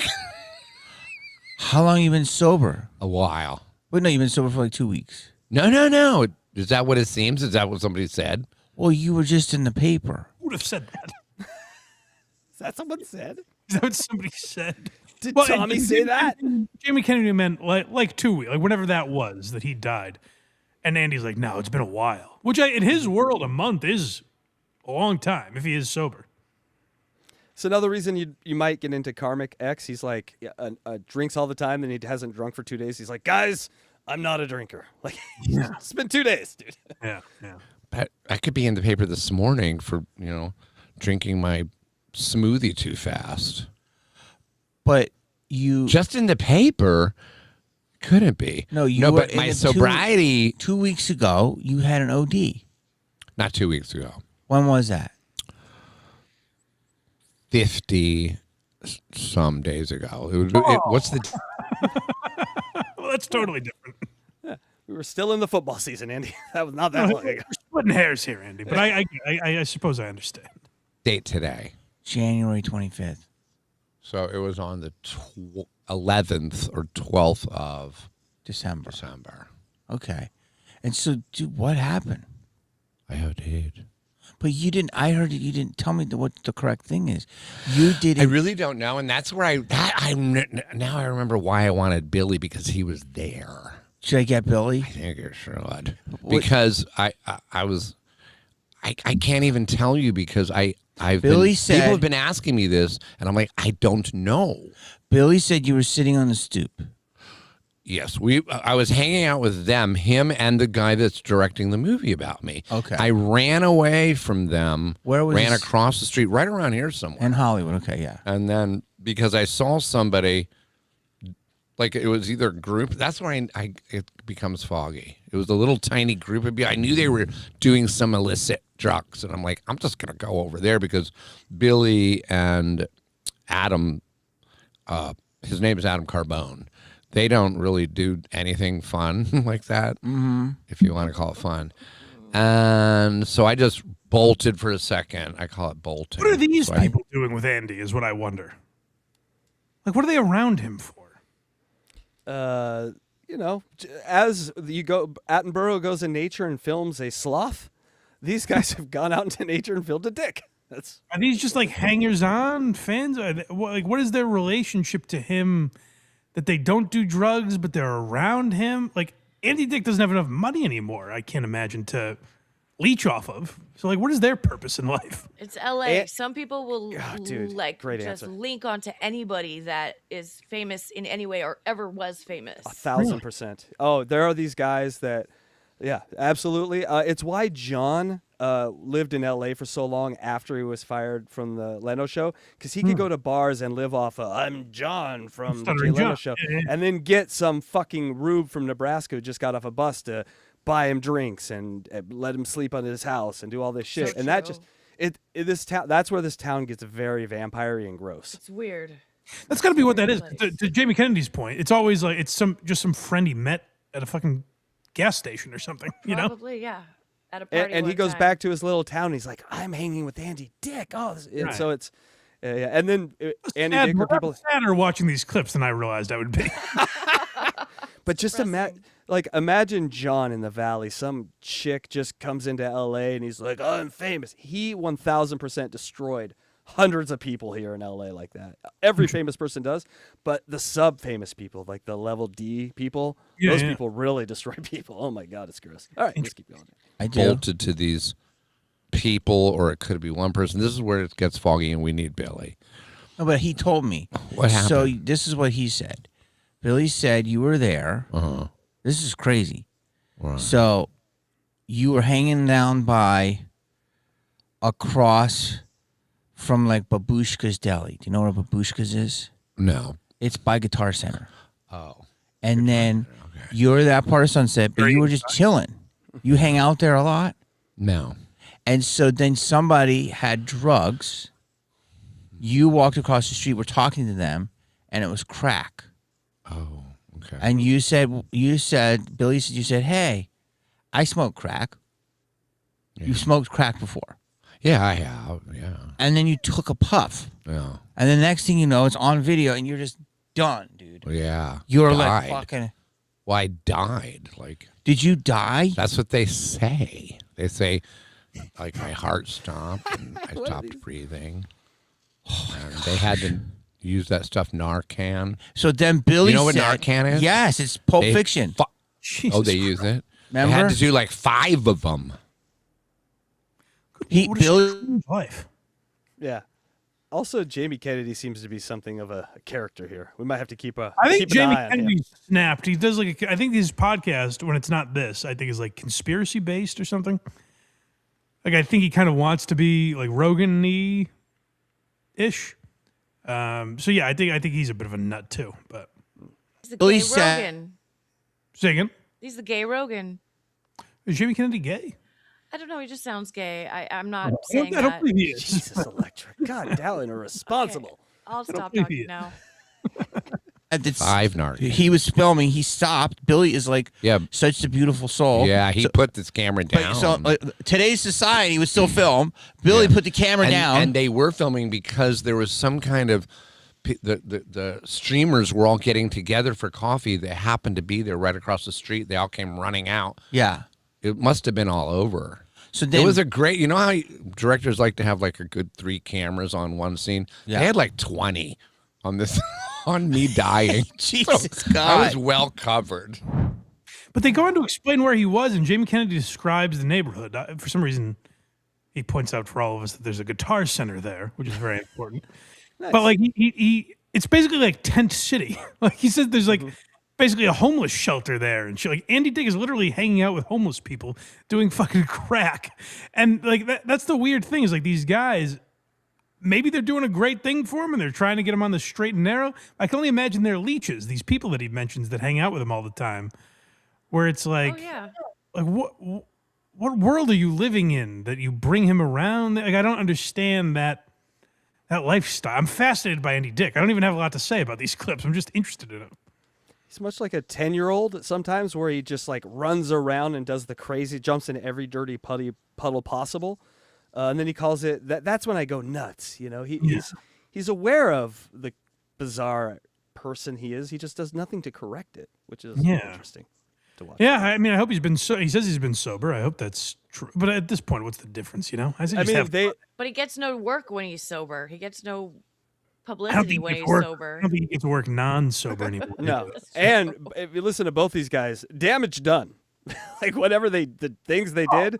Andy Dick sound. We're not even pointing out how bad Andy Dick sounds because we did it. I've heard him now, but I was blown away when I heard him on Corolla. I was blown away when I heard his new voice. Mm-hmm. It's jarring. You're like, oh fuck. He sounds terrible. But it's only happened one other time. This is when I stumbled across the Stuttering John podcast for the first time after 15 years, and I heard that voice, and I was like, my TV broke. Why is my TV so slow? Why does it sound like that? And what's popping out of his neck right there? That is weird looking. You know, he's had some stuff. Waking Up is the next clip. he's lived a life. Okay, yes, this is him coming to in that moment. Yeah, he so really is. found some fucking Narcan. He ran across the street to the CVS and bought it, all of it. Billy did? He Could that saved be your... true? They sell Narcan at CVS? Yes, you can go and buy Narcan at any pharmacy. Gotcha. Okay. Yeah, it's everywhere down here. I have it in my glove compartment all the time. I'm shooting myself up with it right now, Mike. Oh, It's amazing. fantastic. Okay, good. All right. Then it all checks out. Ugh. Oh, he really did. And they had it? They have it, yeah. Oh, my God. So he buys a Narcan, puts it up your nose. Mm-hmm. Yeah. So what were you going to tell me that you knew? That's incredible. Well, I came to, sat up, and I said, where's the vodka? I swear to God, on everybody's life, I said, where's the vodka? I needed it. I felt like I needed it. How did you were you just like... And I didn't know what. And I didn't see any lights or tunnel. None of that kind of stuff happened. So you went out and you don't remember anything? There are times where it's like, that's so ingrained in him. Like, that's how much of an addict that he is, that he wakes up, and, if that's a true story, which I don't know if I fully believe. But, like, if he woke up and said that, like, it's just I can let him drink. You know what I mean? It's very common, actually, because when you get Narcan, you feel sober all of a sudden, and these people don't know what sober is like. They don't want to feel sober. this might feel insensitive, but I mean it in like kind of a endearing way. If Andy Dick wants to like die a homeless man, shouldn't we just let him? You know what I mean? Like that's what he loves doing is drugs. Like just Well, let we're him. not gonna be able to stop him. No, That's what I mean, just like let him. I say go for it, Andy. You know, like what's the point of trying to save this guy? I'd say actually the irony is he's probably safer out there with the Narcan than he is sober 50 days and starting to have to deal with the emotions that made him do all those drugs. This is the classic Elliott Smith paradox, you know? Interesting. No. Wow. No tunnel. No, but I don't remember like Yeah, today. but you're honest. Yeah. So you could have just exposed the whole death fucking thing. But also, I have a bad memory, so it's not coming from a good source. Yeah. You know, I died, and maybe death is like a conspiracy theory that we're hiding. We're covering. You could have exposed the death thing. I don't know if it works like that. People have had near-death experiences, Jamie. Well, I'll meet that one exit door, you know? I did go down some tunnel. Just don't remember. Just a useless, just a terrible. This guy has this interesting story that happened to him, and he's like, I don't know. You'd have to ask Billy. Final one here, homeless. This is what I'm talking about, where it's like he's living like a fucking a vagabond. So you were so drunk, then you went and did crack. Or whatever. Then you died. It's not funny to laugh. I don't know. No, why I'm but you're- laughing. it's I don't you. know what it was. Is what I'm laughing. You about. went to a group of. I mean, if he wrote a few books, he'd be Hunter S. Thompson. You know what I'm saying? He's got that vibe where he's just gonna blow his brain out with this drugs and stuff. Yeah, but it's like, is Andy Dick talented? Like, do No. people want, you know what I mean? This is what I don't understand about Andy Dick. It's like I don't get. They mentioned on this that he has comedy albums. I never realized that. Oh, we And might he have did. to. Yeah, he did like audio comedy albums, which I was not aware of. But It was kind of funny when he did that one scene in the movie when he was teaching all the women how to Old school. give blowjobs. yes. That was kind of funny. I'll give him Yeah. that. Yeah.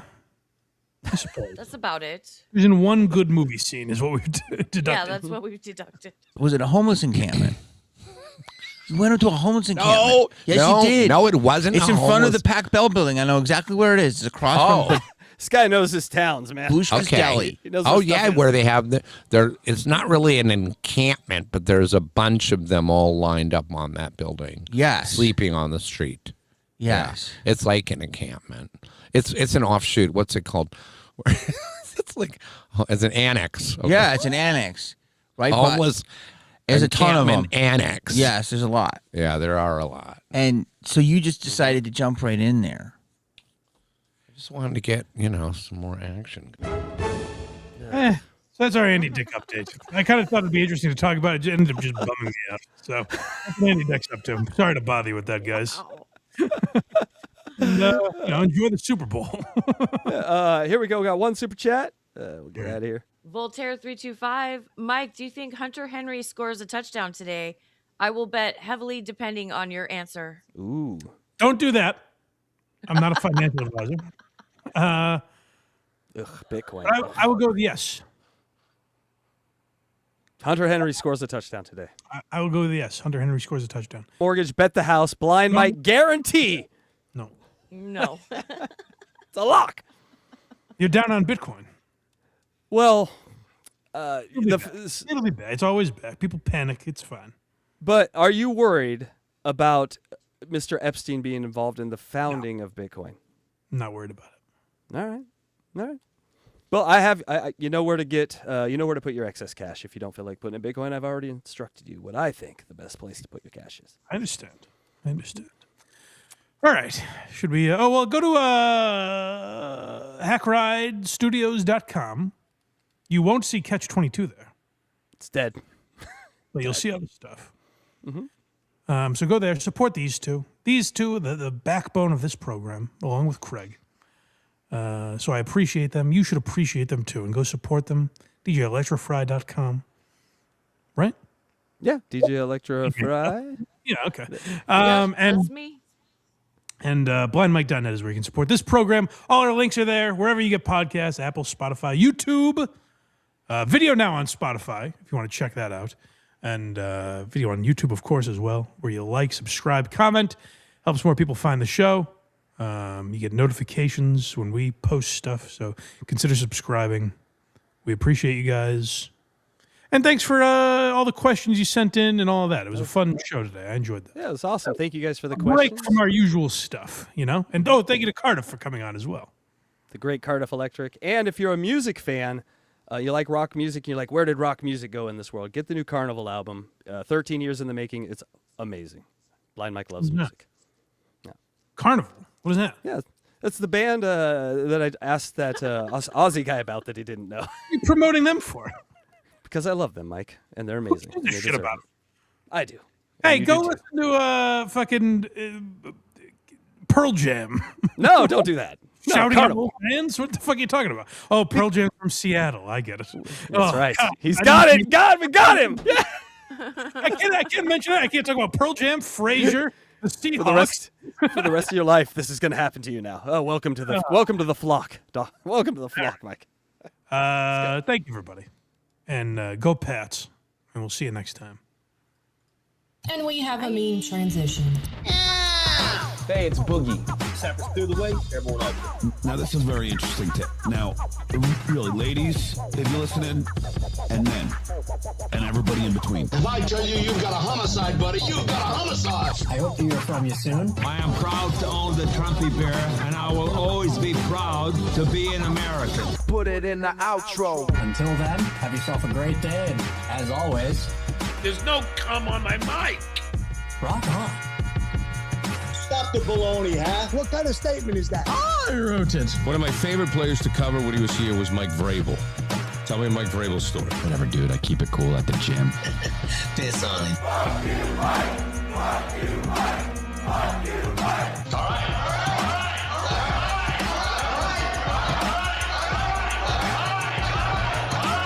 Stop! My belly hurts. My dad was in the military. Was that, sir?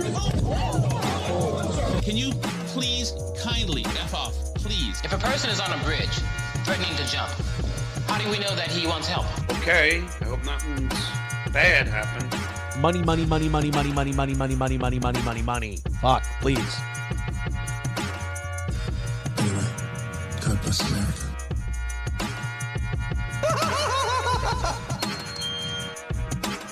Put it in the outro.